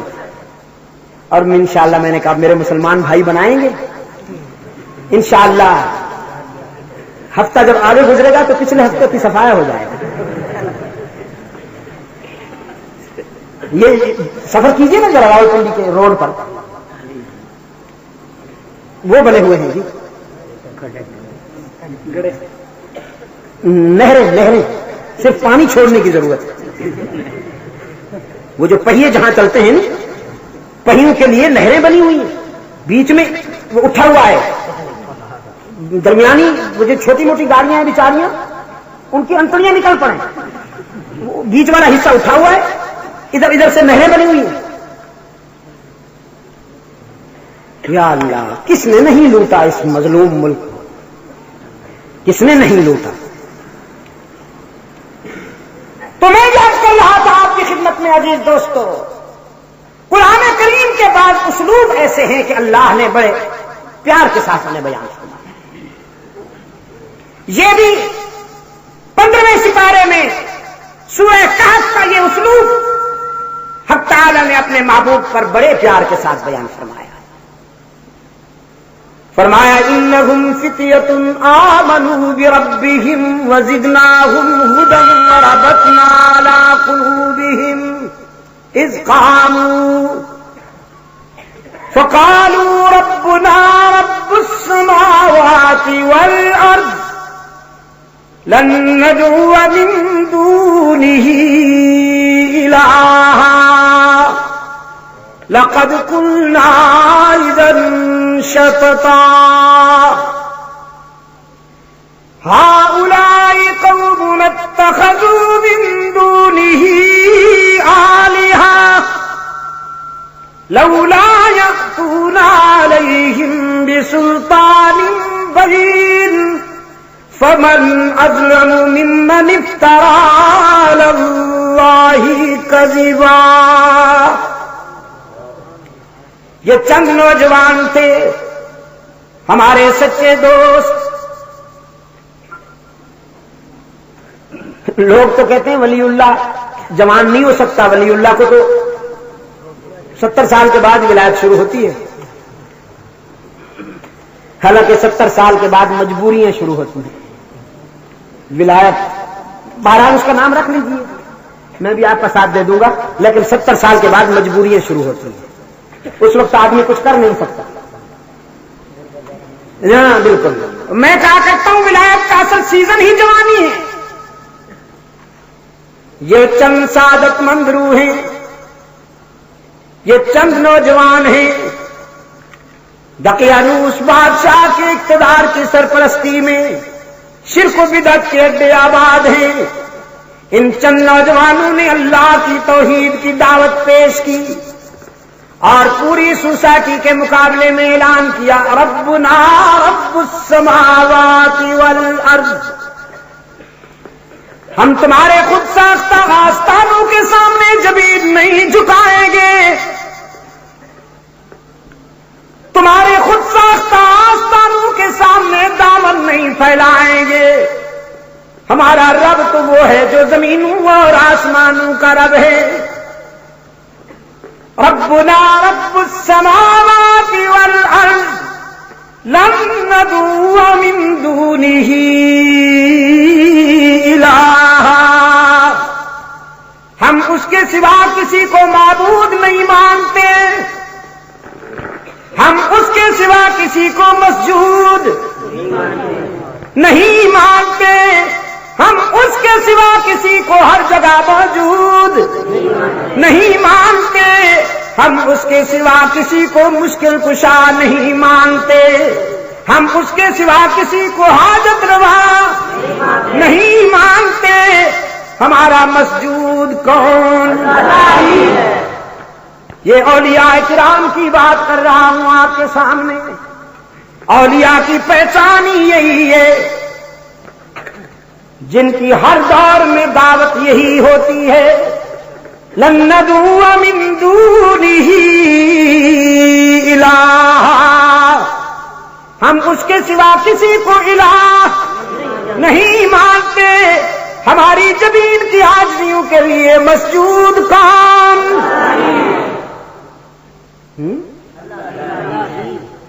ہماری زمین کی عاجزیوں کے لیے مسجود کون؟ یہ کچھ آوازیں قابل اصلاح ہیں، اللہ اللہ ہی، اور ہی پہ زور دینے کی ضرورت ہے تاکہ بھی کے بیماروں کو اللہ شفائے کاملہ عطا فرمائے۔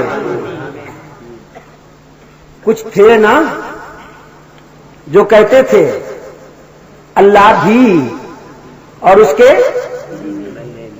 پیارے بھی، اس کے ولی بھی، اس کے نبی بھی، اس کا بھی سجدہ ہے اور اس کے پیاروں کا بھی سجدہ ہے۔ اس کا سجدہ عبادت والا ہے اور اس کے پیاروں کا سجدہ تعظیم والا ہے، حالانکہ یہ تعظیم نہیں تقسیم ہے۔ مجھے مبارکباد دو مدنی صاحب، ہاں حافظ بنا کے جاؤں گا انشاءاللہ ان کو۔ جی ہر شخص فانی ہے، آج ہم ہیں کل نہیں رہیں گے، لیکن انشاءاللہ یہ میرے عزیز میرے نوجوان بیٹھے ہیں، انشاءاللہ یہ جب تک جیئیں گے یہ روشنیاں پھیلائیں گے۔ اللہ کے سوا اللہ کے کسی پیارے کو اگر سجدہ کیا جائے تو یہ تعظیم نہیں تقسیم ہے۔ اور اکبر کہتا ہے ہو جس میں عبادت کا دھوکہ، مخلوق کی وہ تعظیم نہ کر۔ بڑے اچھے اچھے لوگ یار پیدا ہوئے، الطاف حسین حالی کو دیکھیے جی، اکبر الہبادی کو دیکھیے،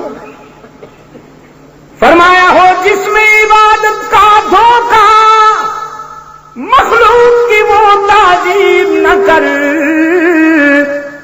جو خاص خدا کا حصہ ہے بندوں میں اسے تقسیم نہ کر۔ ہماری زمین کی عاجزیوں کے لیے سچا مسجود کون؟ ہی پہ ضرب لگنی ہے نا، ہی پہ دائیں بائیں دیکھ کر کوئی بھی کا بیمار چپ بیٹھا ہو یا حیران بیٹھا ہو تو اس سے بھی کہلوائیے ہماری جبین کی عاجزیوں کے لیے سچا مسجود کون ہے؟ انوکھی بات نہیں کہلوا رہا ہوں ملوگو والوں، انوکھی بات نہیں کہلوا رہا، قرآن نماز کی ہر رکعت میں کہلواتا ہے، لیکن اللہ سمجھنے کی توفیق دینا۔ ایاک نعبد و ایاک نستعین، ہم تیری ہی عبادت کرتے ہیں اور کرتے رہیں گے، ہم تجھ سے ہی مدد مانگتے ہیں اور تجھ سے ہی یا تجھ سے بھی۔ ہی اور بھی میں کیا فرق ہے؟ بمبئی میں میں نے پوچھا، ایک بچہ کھڑا ہو گیا، اس نے کیسٹ سن رکھی ہوگی میری، بلکہ یاد کر رکھی تھی، دور کھڑا تھا تو میں نے بلا لیا، سمجھ آ گئی کہ یہ کیا کہہ رہا ہے، بلا لیا اسٹیج پر، مائکروفون اس کے سامنے کر دیا، بڑی پیاری زبان میں اس نے کہا ہی اور بھی میں وہی فرق ہے جو بازاری اور منکوہا میں ہوتا ہے۔ نکاح کے بندھن میں جب کوئی خوش نصیب خاتون زندگی بھر کے لیے کسی ایک کی بنتی ہے تو نکاح کے دن وعدہ کرتی ہے تیری ہی ہوں، اور بازار میں بیٹھی ہوئی غلاظت کا مجسمہ ہر گاہک سے کہتی ہے تیری بھی ہوں۔ تو موحد اور مشرک میں یہی فرق ہے کہ موحد یکجائی ہوتا ہے اور مشرک ہر جائی ہوتا ہے۔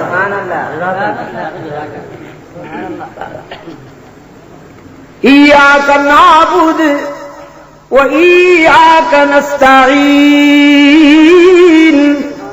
ہم تیری ہی پہ ضرب نہیں لگ رہی، تھک تو نہیں گئے ہو؟ گھڑی دیکھ لوں، اجازت ہے؟ چلو نہیں دیکھتا ہوں۔ اچھا اگر نہیں تھکے ہو تو پھر ثبوت فراہم کرو۔ ہم تیری ہی عبادت کرتے ہیں اور کرتے رہیں، مسجد کے اندر بھی تیری عبادت، مسجد کے باہر بھی تیرا ہی سجدہ، کہیں ایسا تو نہیں مسجد میں تیرا سجدہ اور مسجد کے باہر کوئی بڑے صاحب کی قبر نظر آ گئی تو، کوئی جھنڈی رنگین نظر آ گئی تو، کوئی توند بڑی جبہ لمبا ٹوپی اونچی نظر آ گئی تو، رحمت عالم صلی اللہ علیہ وسلم کے سامنے ایک صحابی سفارتی مشن سے واپس آیا ہے اور اپنی روداد سفر بیان کرنے کے لیے یوں کھڑا ہو گیا کہ حضور میں فلاں مقام پہ گیا اور فلاں کو ملا، رحمت عالم صلی اللہ علیہ وسلم نے فرمایا حول حالک، بات پھر کہنا، حالات بعد میں سنانا، پہلے اپنی حالت کو تبدیل کر، میرے سامنے تجھے اس طرح کھڑے ہونے کی اجازت نہیں جیسے انسان اللہ کے سامنے کھڑے ہوتا ہے، میرے سامنے اس طرح کھڑے ہو جاؤ جیسے انسان کے آگے کھڑا ہوتا ہے۔ سرحد کے روشن ضمیروں، آسمان کے ستاروں سے بھی زیادہ، بارش کی بوندوں سے بھی زیادہ، ساری کائنات کے درختوں کے پتوں سے بھی زیادہ، آسمان کے دامن میں بکھرے ہوئے ستاروں کی تعداد سے بھی زیادہ، صحراؤں کے ذروں سے بھی زیادہ، سمندروں، دریاؤں، آبشاروں، ندی نالوں کے قطروں سے بھی زیادہ، کائنات کے تمام اعداد کے اس عدد سے زیادہ جو ہم نہیں جانتے اللہ جانتا ہے، ان سب سے زیادہ صلاۃ و سلام ہو اس محسن انسانیت پر، اس قائد اعظم پر، اس رحمت عالم پر، اس محسن انسانیت پر جس نے انسان کی عزت نفس کو بحال کیا، جس نے انسان کو انسان کے آگے جھکنے کی رسوائیوں سے نجات عطا فرمائی۔ صحابہ نے عرض کیا اللہ کے محبوب، ہم دیکھتے ہیں عرب کی رعایا اپنے مخدوم کے آگے تعظیماً جھکتی ہے، عرب کی رعایا اپنے حاکم کے آگے تعظیماً جھکتی ہے، وَأَنْتَ حَقُّ أَن يُسْجَدَ لَكَ، اگر ادب اور تعظیم کا تقاضا یہی ہے کہ جھکا جائے تو پھر آپ سب سے زیادہ واجب الاحترام ہیں کہ ساری کائنات میں اللہ کے بعد آپ سے بڑھ کر تو محترم ہی کوئی نہیں، پھر ہمیں بھی اجازت دیجیے تاکہ ہم بھی آپ کو جھک کر ملا کریں۔ انسانی عزت نفس کے عالمی علم بردار محمد عربی صلی اللہ علیہ وسلم نے فرمایا، میری شریعت میں اگر انسان کے آگے انسان کے جھکنے کی کوئی گنجائش ہوتی تو میں عورتوں کو اجازت دیتا کہ وہ اپنے خامند کا سجدہ کیا کریں، اور 14ویں صدی کے خامند کو اجازت ہوتی کہ وہ اپنی بیگم کا سجدہ کیا کرے، خصوصاً جب وہ وزیر اعظم بن جائے۔ ہاں نا جی، اگر وہ حاکم بن جائے تو پھر تو صورتحال بڑی نازک ہو جاتی ہے۔ لیکن فرمایا میری شریعت میں اس کی گنجائش نہیں، خامند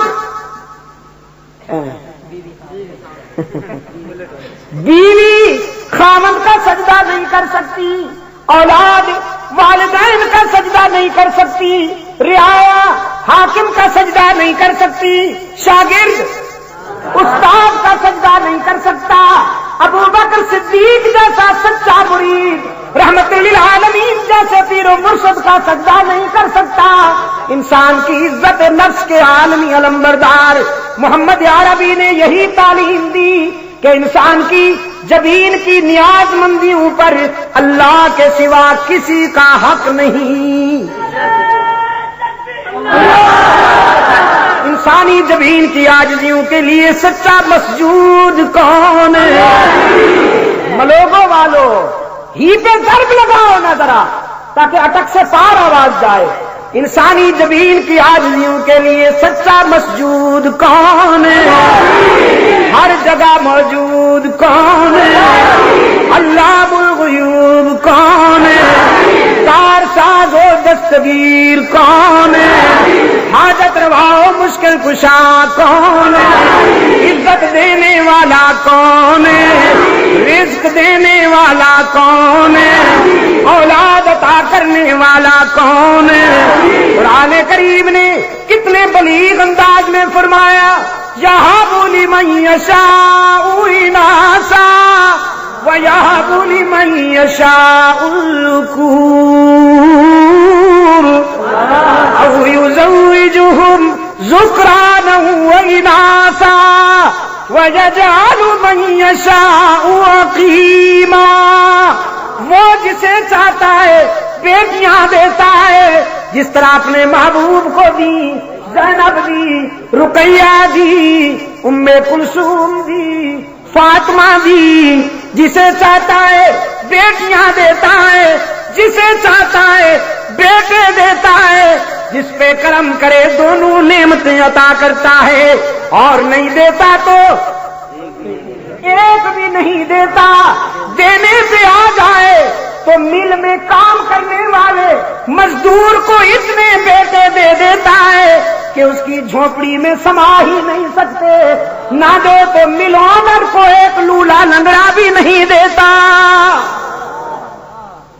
اور ملوگوں والو دینے پہ آ جائے تو مریض کو 10 12 موٹے تازے ہٹے کٹے بیٹے دے دیتا ہے، نہیں دیتا تو حضرت صاحب کو ایک بھی نہیں دیتا۔ ہمارے یہاں ایک حضرت صاحب ہے، سرکاری حضرت صاحب جی نہیں، بڑے بڑے جرنیلوں کے حضرت صاحب اونچی ٹوپی رکھتے ہیں قد بڑھانے کے لیے بیچارے، اور تعویذ کی مارکیٹ ہے Mercedes, Impala, Toyota Corolla, Corona, 82 Toyota, یہ مارکیٹیں ہیں تعویذ کی۔ مریدوں سے کہتا ہے گورا پتر چاہیے کہ کالا،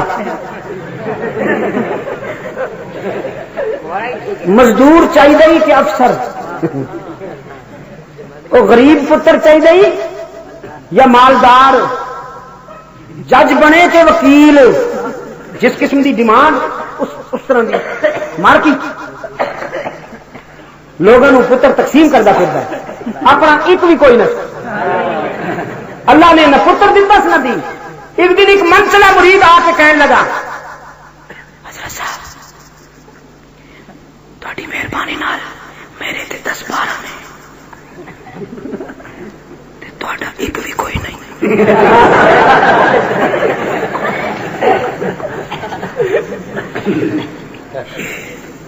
وہابی اکثر منتانا دیتے کہ تیرے وہابی اکثر منتانے مار دیں کہ تیرے حضرت صاحب دا تیرے پیر دا نہ پتر نہ دیے حضرت میں کی کرا.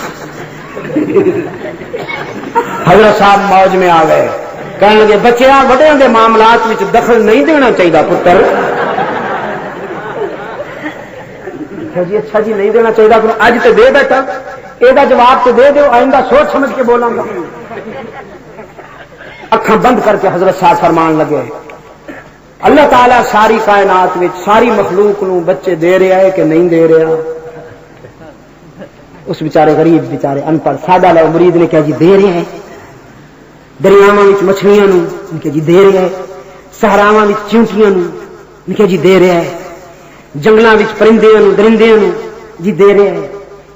اللہ دا اپنا بھی کوئی پتر یا دھی ہے کہ جی کوئی نہ. کہنا پھر بچیا میرے کو کیوں پوچھنا ہے کہ اچھا جی یہ تو پتہ ہی چلے بھی تسی ہو آپ ہو, میں تو سمجھا سی کہ تسی انسان ہو, یہ تو پتہ ہی چلے.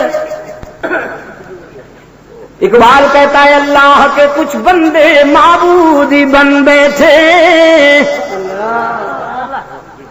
اللہ کے کچھ بندے معبودی بن بیٹھے, لوگوں میں نظر آئی جب خوئے جبیں سائی, جن کی اس سے نہیں بنائی جب وہ منگتے نظر آئے تو انہوں نے بھی گاہک بنانے کے لیے جبے لمبے کر لیے. صدیق اکبر نے کس سے مانگا ملوگو والو بولو نا, فاروق اعظم نے کس سے مانگا, عثمان ذوالنورین نے کس سے مانگا, علی المرتضیٰ نے کس کے آگے دامن پھیلایا, سلمان و بلال نے کس کے سامنے دامن پھیلایا. انسانی کار ساز و دستگیر کون, حاجت روا و مشکل کشا کون, پورے معاشرے کے سامنے ان چند نوجوانوں نے اللہ کی توحید بیان کی. بگڑ گئی سوسائٹی, معاشرے نے احتساب کا پروگرام بنا لیا. اذان شروع ہو گئی مرغے کی. اقبال نے کہا نا اے مرغے سحر عشق سے پروانہ بے آموز. ہائے ہائے ہائے, مرغا چیخ پہ نا جی اذان نہیں لگ گیا نا.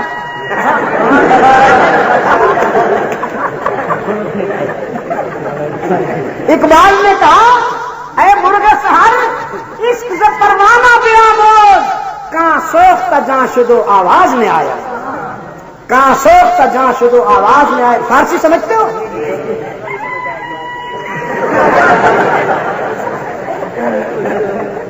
اس کو چھوڑ کیوں دیا ملوگو والو, ہم آ رہے تھے جب ذبح کرنا تھا اسے. چپ ہو جا ورنہ ہم کھڑے ہیں. ہاں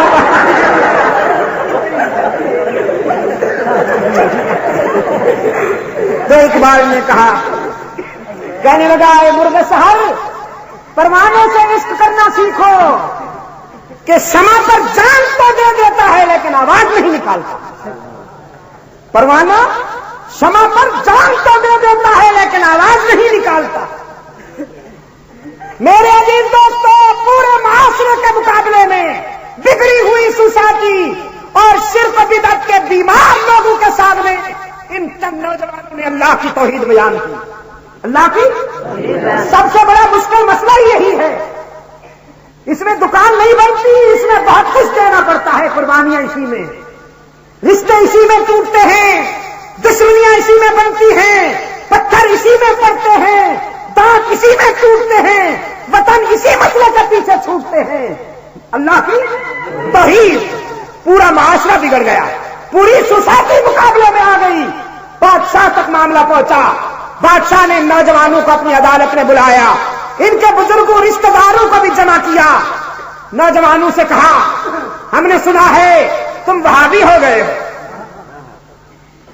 یہ شرک کے بیماروں کا پرانا حلوہ, شرک کے بیماروں کا پرانا حلوہ, ہم نے سنا ہے تم وہابی ہو گئے ہو. انک انتر وہاب کس کی صفت ہے؟ اللہ کی. وہ کیا ہے؟ وہاب. جس طرح وہ قہار ہے جس طرح وہ غفار ہے، جس طرح وہ رزاق ہے، جس طرح وہ ستار ہے، اسی طرح وہ وہاب بھی ہے. تو وہابی کیا مانے؟ پشاوری. کیا مانے؟ پشاور والا. ملتانی، ملتان والا. لاہوری، لاہور والا. وہابی اللہ والا. یہ سمجھتا ہم نے گالی دے دی ہے. ان کی گالی میں بھی دعا مل جاتی ہے ہمیں. کچھ لوگ ہمیں دیکھتے ہیں کہ میں نے کہا الحمدللہ ہمیں دیکھتے ہی علی یاد آ جاتا ہے، ان کو دیکھتے ہوئے تو ہمیں لاہور پڑھنا پڑتا ہے. میرے عزیز دوستوں، رقیبوں نے رپٹ سازا کے لکھوائی ہے تھانے میں. کیا کہا اکبر نے؟ رقیبوں نے رپٹ سازا کے لکھوائی ہے تھانے میں. یہ طبقہ نام لیتا ہے خدا کا اس زمانے میں. اکبر نے تو کہا نا کہ اکبر نام لیتا ہے خدا کا اس زمانے میں. میں ترمیم کرتا ہوں، یہ طبقہ نام لیتا ہے خدا کا اس زمانے میں. بلاوا ہو گیا، گرفتار کر کے لائے گئے. دقیانوس نے کہا نوجوانوں باز آ جاؤ، لیکن یہ وہ نشہ نہیں جسے تلخی اتار دے. ملوگو والوں، توحید کا نشہ وہ نشہ ہے کہ سمیہ کو مکہ کے چوراہے پہ پکڑا گیا. ابو جہل نے 2 اونٹ منگوائے. 70 سالہ بوڑھی ضعیفہ سمیہ ایک ٹانگ ایک اونٹ کے ساتھ باندھی، دوسری ٹانگ دوسرے اونٹ کے ساتھ باندھی، اور سامنے کھڑے ہو کے ابو جہل نے کہا اب بتاؤ جان بچاؤ گی کہ ایمان بچاؤ گی؟ سمیہ اسی حالت میں مسکرا اٹھی. اسی حالت میں اس کے لبوں پہ تبسم تیر گئے. فرمانے لگی یہ ایک جان تو کوئی شے نہیں، دینے والا اگر دیتا چلا جائے، قیامت تک وہ مجھے زندگیاں دیتا جائے تو میں ہر زندگی اس کی توحید پہ قربان کر دوں. بہت نعرہ تکبیر. بہت آسان ہے جان دے دینا، بہت آسان ہے جان دے دینا، لیکن بہت مشکل ہے محمد عربی کا سبق بھول جانا. جسم 2 ٹکڑے کرا دیا لیکن ماتھے کے لیے 2 آستانے تسلیم نہ کیے. بادشاہ نے کہا تم اپنے بزرگوں سے بغاوت نہ کرو، یہ تمہارے بڑے بیٹھے ہیں، کم از کم ان کا مسلک تو نہ چھوڑو. نوجوانوں نے فرمایا ہؤلاء قومنا اتخذوا من دونه آلهة، ہؤلاء قومنا اتخذوا من دونه آلهة. یہ ہمارے رشتہ دار، یہ ہمارے قومی سردار اور خوانین، خون میں تو ہمارے رشتہ دار ہیں لیکن فکر میں نہیں. اور ہمارے نزدیک رشتہ داری خون کی بنیاد پر نہیں بنتی، عقیدوں کی بنیاد پر بنتی ہے.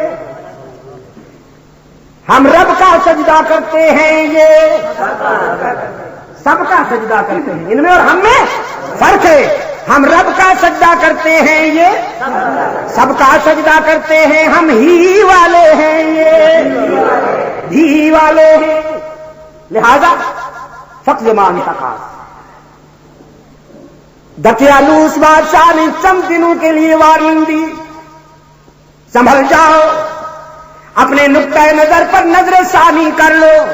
اگر جان بچانی ہے تو ہمارے مسلک سے بغاوت نہ کرو، ہمارے ساتھ مل جاؤ، ورنہ سزا بھگتنے کے لیے تیار ہو جاؤ. قرآن کریم نے فرمایا اذا الفتية الى الكهف، اللہ کے دوستوں کی یہ جماعت، اولیاء کرام کا یہ وفد، یہ طبقہ دقیانوس کی عدالت سے نکل کر ایک پہاڑ کے دامن میں آئے. کھڑے ہو گئے سارے ہلکا باندھ کر. فقالوا ربنا آتنا من لدنك رحمة وهيئ لنا من امرنا رشدا. فقالوا ربنا آتنا من لدنك رحمة وهيئ لنا من امرنا رشدا. اے ہمارے رب، ہمارے رب دنیا والے ہمیں مٹانا چاہتے ہیں، ہمیں اپنے مٹ جانے کا تو کوئی خوف نہیں، لیکن توحید کا کلمہ بلند رہنا چاہیے۔ اب تو ہماری رہنمائی کر، تو ہماری مدد فرما۔ اولیاء اللہ کی پہچان، اولیاء کرام ہمیشہ کس سے مدد مانگتے ہیں؟ پھر اللہ نے کیسے مدد کی؟ فرمایا ہم نے مدد کی فَضَرَبْنَا عَلَىٰ آذَانِهِمْ فِي الْكَهْفِ سِنِينَ عَدَدًا، ہم نے اسی غار میں اپنے ولیوں کو سلا دیا۔ وہ لیتے تھے چند لمحوں کے لیے، ریفریشمنٹ کے لیے، اور اللہ نے فرمایا ہم نے فیصلہ کیا کہ صدیوں سلائیں گے۔ اب راتیں گزرنے لگی، دن گزرنے لگے، ہفتے گزرنے لگے، مہینے گزرنے لگے، سال گزرنے لگے۔ رب العالمین نے فرمایا ہم نے ہواؤں کو حکم دیا کہ تازہ ترین جھونکے ہمارے دوست اوپر سے گزر کے جایا کریں۔ کبھی سرسر کی تلخی بھی آ جاتی تھی، کبھی صبا کی لطافتیں بھی آ جایا کرتی، یہ دونوں ضروری ہے نا زندگی کے لیے۔ اور سورج کو بھی حکم ہوا آجا آجا، وہاں کھڑا تھا جب بات شروع ہوئی تھی، آگے آیا ہم نے سورج کو بھی حکم دیا کہ غروب ہوتے ہوئے اور طلوع ہوتے ہوئے اپنی تازہ دم کرنے میرے دوستوں کے چہروں پہ ڈال کر جایا کرو۔ کیا ہے جی ایت کیا ہے جی؟ اذا طلعت تزاور، ہاں وإذا غربت تقرضهم ذات الشمال۔ اور پھر رب العالمین نے فرمایا ہم نے اپنے دوستوں کو یوں سنبھالا کہ جب دائیں پہلو پہ تھک جاتے تو ہم انہیں بائیں پہلو پر سلا دیتے تھے، وہ جب بائیں پہلو پہ تھک جاتے تو ہم انہیں، یہ کیا ہے؟ نقلبهم ذات الیمین وذات الشمال، ہم تو اپنے ولیوں کی کروٹیں بھی خود بدلا کرتے تھے۔ گزر گئے 309 سال، کتنے؟ 309 سال۔ وَكَذَلِكَ بَعَثْنَاهُمْ لِيَتَسَاءَلُوا بَيْنَهُمْ قَالَ قَائِلٌ مِّنْهُمْ كَمْ لَبِثْتُمْ قَالُوا لَبِثْنَا يَوْمًا أَوْ بَعْضَ يَوْمٍ۔ 309 سال گزر جانے کے بعد اٹھایا، جمائیاں لینے لگے۔ جیسے تھوڑی دیر آدمی سوئے نا تو اٹھے، نیند پوری نہ ہوئی ہو، جمائیاں لینے لگے، پوچھنے لگے بھئی کتنی دیر سوئے ہو؟ کم لبثتم، کہنے لگے آج کچھ غفلت ہو گئی، بہت سستی ہو گئی، پورا دن سوئے ہیں شاید، یا دن کا اکثر حصہ سوئے ہیں۔ حالانکہ 309 سال۔ ثلاث مئات سنین وازدادوا تسعا، 2 میسج دیے قرآن کریم کے اس واقعے میں، 2 پیغام دیے آپ کے نام قرآن کریم کے اس واقعے میں۔ ایک تو یہ کہ اللہ والے عالم غیب نہیں ہوتے، علام الغیوب صرف اللہ کی ذات ہے، علام الغیوب صرف اللہ ہی کی ذات ہے۔ اور دوسرے 300 سال گزرے، ان 300 سالوں میں کوئی آوازیں ادھر ادھر سے آئی ہوں گی کہ نہیں آئی ہوں گی؟ یہ ہماری تھوڑی سی تقریب ہے، ایک رات کا جلسہ ہو رہا ہے، پتہ نہیں کتنی آوازیں سننی پڑی مجھے، دائیں بائیں سے اتنی آوازیں آئیں کہ بس پوچھیے مت، مگر وہی چپ ہو گئے الحمدللہ۔ تو میں یہ عرض کر رہا تھا کہ 300 سالوں میں بادل بھی گرجتے رہے ہوں گے، بجلیاں بھی کڑکتی رہی ہوں گی، قافلے گزرے ہوں گے، انہوں نے بھی شور مچایا ہوگا، پرندے بھی چہکتے رہے ہوں گے، نظام صبح و شام نے نہ معلوم کتنی آوازیں بلند کی ہوں گی، مگر کچھ سنائی دیا انہوں نے؟ کسی آواز نے انہیں ڈسٹرب کیا؟ زندہ تھے یا فوت ہو گئے تھے؟ سوچ کر، زندہ تھے یا فوت ہو گئے تھے؟ زندہ ولی نہیں سن رہے، مولوی صاحب، مولانا ڈھکوسلے باز صاحب مردوں کو سناتا پھرتا ہے، یہ کہتا ہے جی مردہ سنتے ہیں۔ بلکہ مردو کی حضرت صاحب کی تو بلیوں کو بھی علم ہے. ایک آستانے پر ہم جا رہے تھے لاہور، مسجد نظر آئی تو ہم نے نماز کا وقت تھا، عصر کی نماز کے لیے ہم نے گاڑی مسجد کی طرف کر لی، نماز پڑھنے کے لیے چلے گئے. وہاں گئے تو اتنی موٹی موٹی بلیاں بیٹھی، اتنی موٹی موٹی بلیاں، بڑی خوش نصیب قسم کی بلیاں، گدی نشین بلیاں. میں نے پوچھا بھی ماشاء اللہ یہ تو بڑی صحت مند ہے، قوم بھوکوں مر رہی ہے، یہ بلیاں اتنی پلی ہوئی ہے، یہ کیا بات ہے؟ وہاں ایک آدمی نے قریب آ کے کہا جی مولانا اللہ جنہیں کھلائے یہ اس کی مرضی ہے، چاہے لوگ آتے ہیں ان کو گوشت ڈالتے ہیں، جس کا گوشت بلی کھا لے وہ سمجھتا ہے میری مراد پوری ہو گئی، اور جس کا نہ کھائے وہ کہتا ہے میری مراد پوری نہیں ہوئی. پھر وہ سمجھتا ہے ہاں میں بھینس کا گوشت لایا تھا اور یہ نازک مزاج بلی ہے، یہ تو بکرے کا گوشت کھائے گی، پھر وہ بکرے کا لے کے آتا.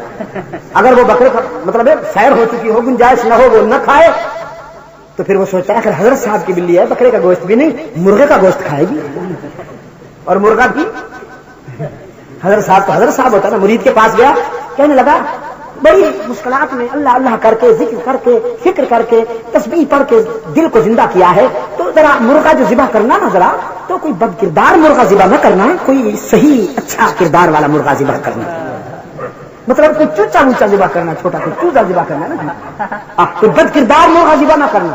مرید نے کہا حضرت آخر مرغا تو مرغا ہی ہوتا ہے، اب ہمیں کیا معلوم وہ نیک ہے یا غلط ہے، تو میں کیوں نہ آپ کے لیے سبزی بنا لوں. کہ چھوڑو سبزیاں تو مرغیاں کھاتی ہیں، بکریاں کھاتی ہیں، تو نے ہمیں بکرا سمجھا. کھانا جو تھا تو اس نے وہ سمجھتے ہیں کہ اگر حضرت صاحب کی بلی ہے بکرے کا گوشت نہیں کھاتی تو چوزے کھلاؤ.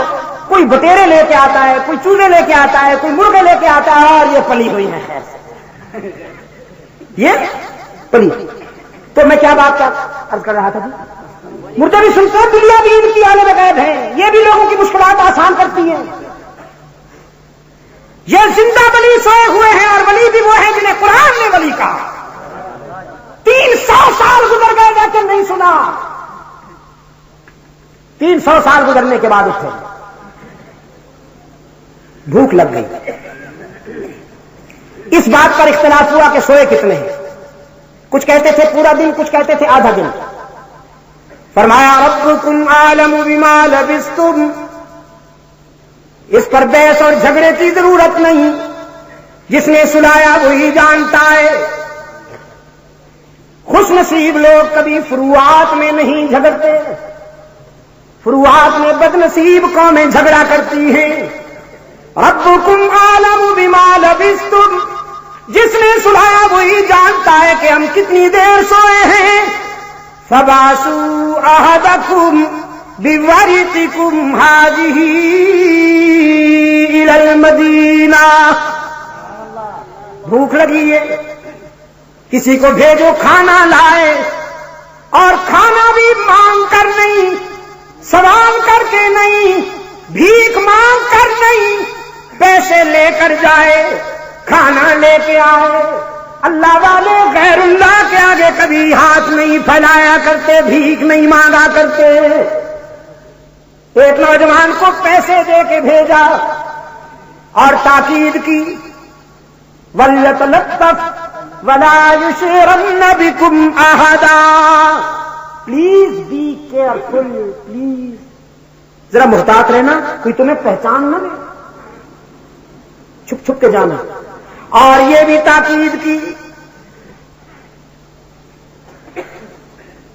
کھانا لینے میں بھی احتیاط کرنا، کھانا لینے میں بھی احتیاط کرنا، کسی مشرک پلید کے ہاتھوں کا بنا ہوا کھانا نہ لے آنا، کسی موحد کے ہاتھوں کا بنا ہوا کھانا لانا.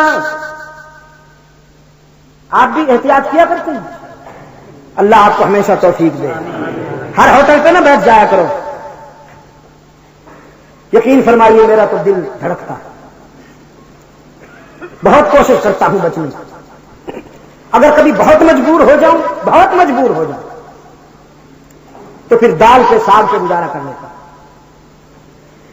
یہ اس دور کی بات ہے. فَلْيَنظُرْ أَيُّهَا أَزْكَىٰ طَعَامًا، شہر رقیب میں جا کر ذرا سوچ کر کھانا لینا، کسی مشرک کے ہاتھوں کا بنا ہوا نہ ہو، موحد کے ہاتھوں کا کھانا لانا. اب وہ اللہ کا ولی غار سے باہر نکلتا ہے، نقشے بدلے ہوئے پائے، جہاں درخت نہیں تھا وہاں کھڑا ہے، جہاں تھا وہاں ختم ہو چکا ہے، اور شہر کے قریب آیا تو آبادی کے نقشے بدلے ہوئے، لوگ اس کو غور سے دیکھتے ہیں، یہ لوگوں کو غور سے دیکھتا ہے، 300 سال سے گزر گئے۔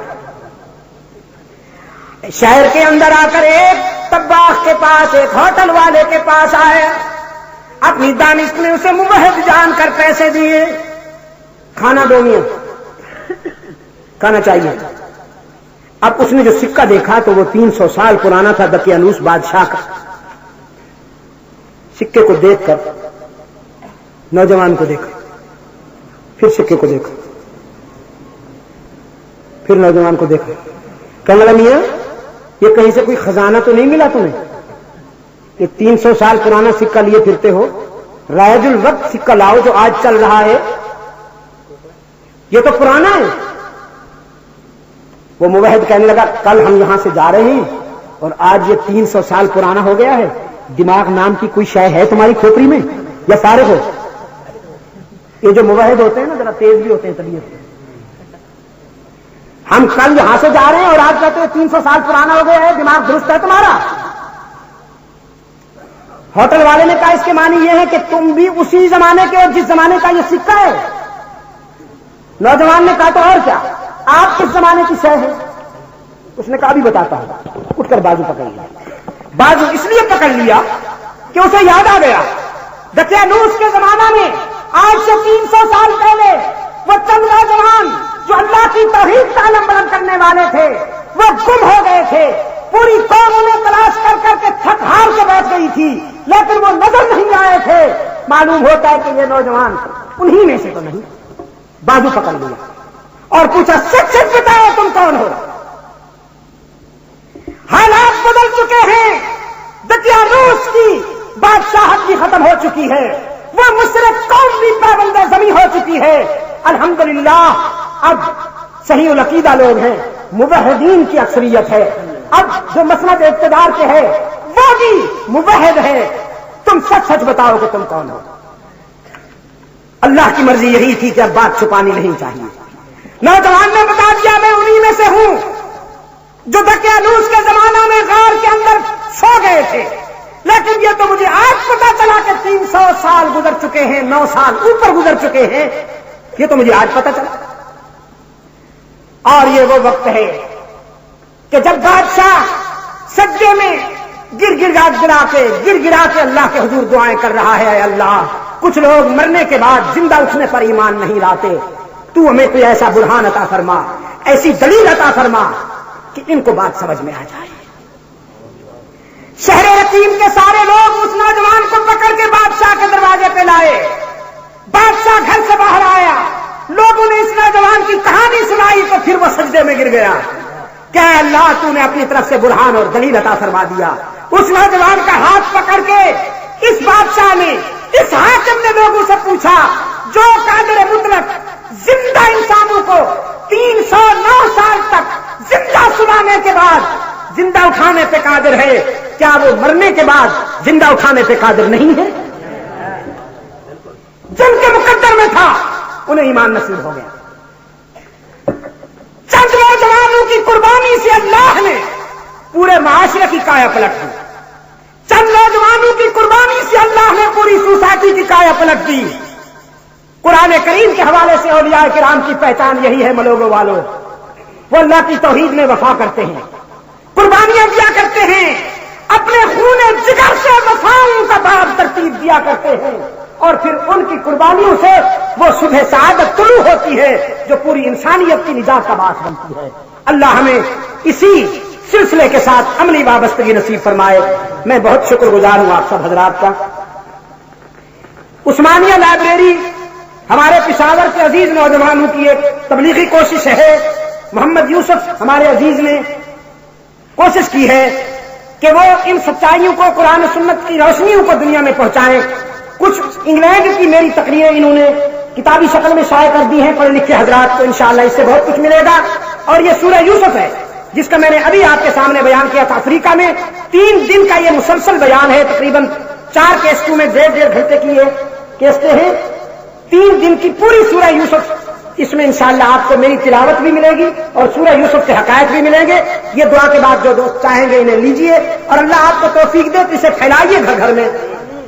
انجمن تبلیغ قرآن و سنت جس کے خدام یہاں موجود ہیں مولانا ارشاد الحق مدنی صاحب,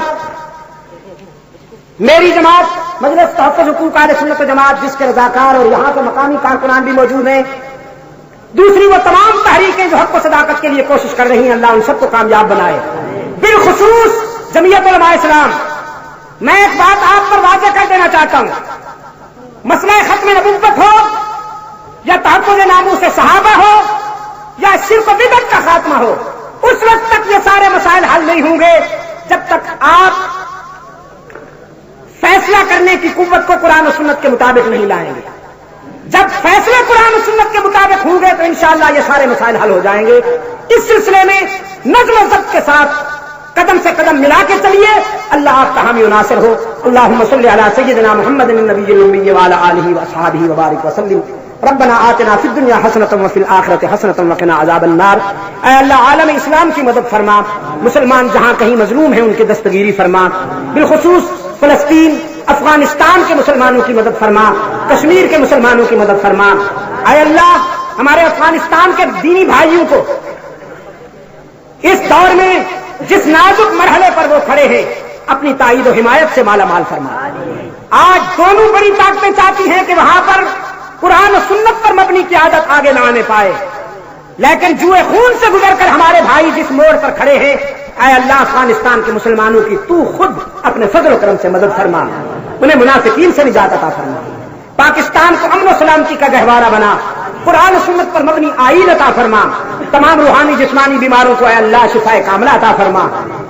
ملوگوں کے در و دیوار کو توحید و سنت کی روشنیوں سے معمور فرما. اے اللہ اپنی عبادت کی توفیق عطا فرما, اپنے محبوب کی اطاعت کی توفیق عطا فرما. صحابہ اہل بیت سے عملی عقیدت کی توفیق عطا فرما. جو تیرے ولی ہیں, سچے اولیاء کرام ہیں, جن کی زندگیوں سے قرآن و سنت کی مہک ملتی ہے, اے اللہ ہمیں ان سے سچا تعلق نصیب فرما. وصلی اللہ تعالی. آپ سب حضرات کے لیے دعا گو ہوں جو دور دراز سے اس پروگرام میں شرکت کے لیے تشریف لائے ہیں. اللہ اکبر. اب تو گھڑی دیکھ لوں, 12:30 ہو گئے. ہم نے 18 تاریخ کو تقریر شروع کی تھی, 19 تاریخ تک جاری رہی ہے. اور کیا چاہتے ہو, آپ حضرات کو بھی اللہ تعالیٰ دنیا اور آخرت میں عزت و سربلندی نصیب فرمائے. وآخر دعوانا الحمدللہ رب العالمین وصلی اللہ تعالی علی خیر.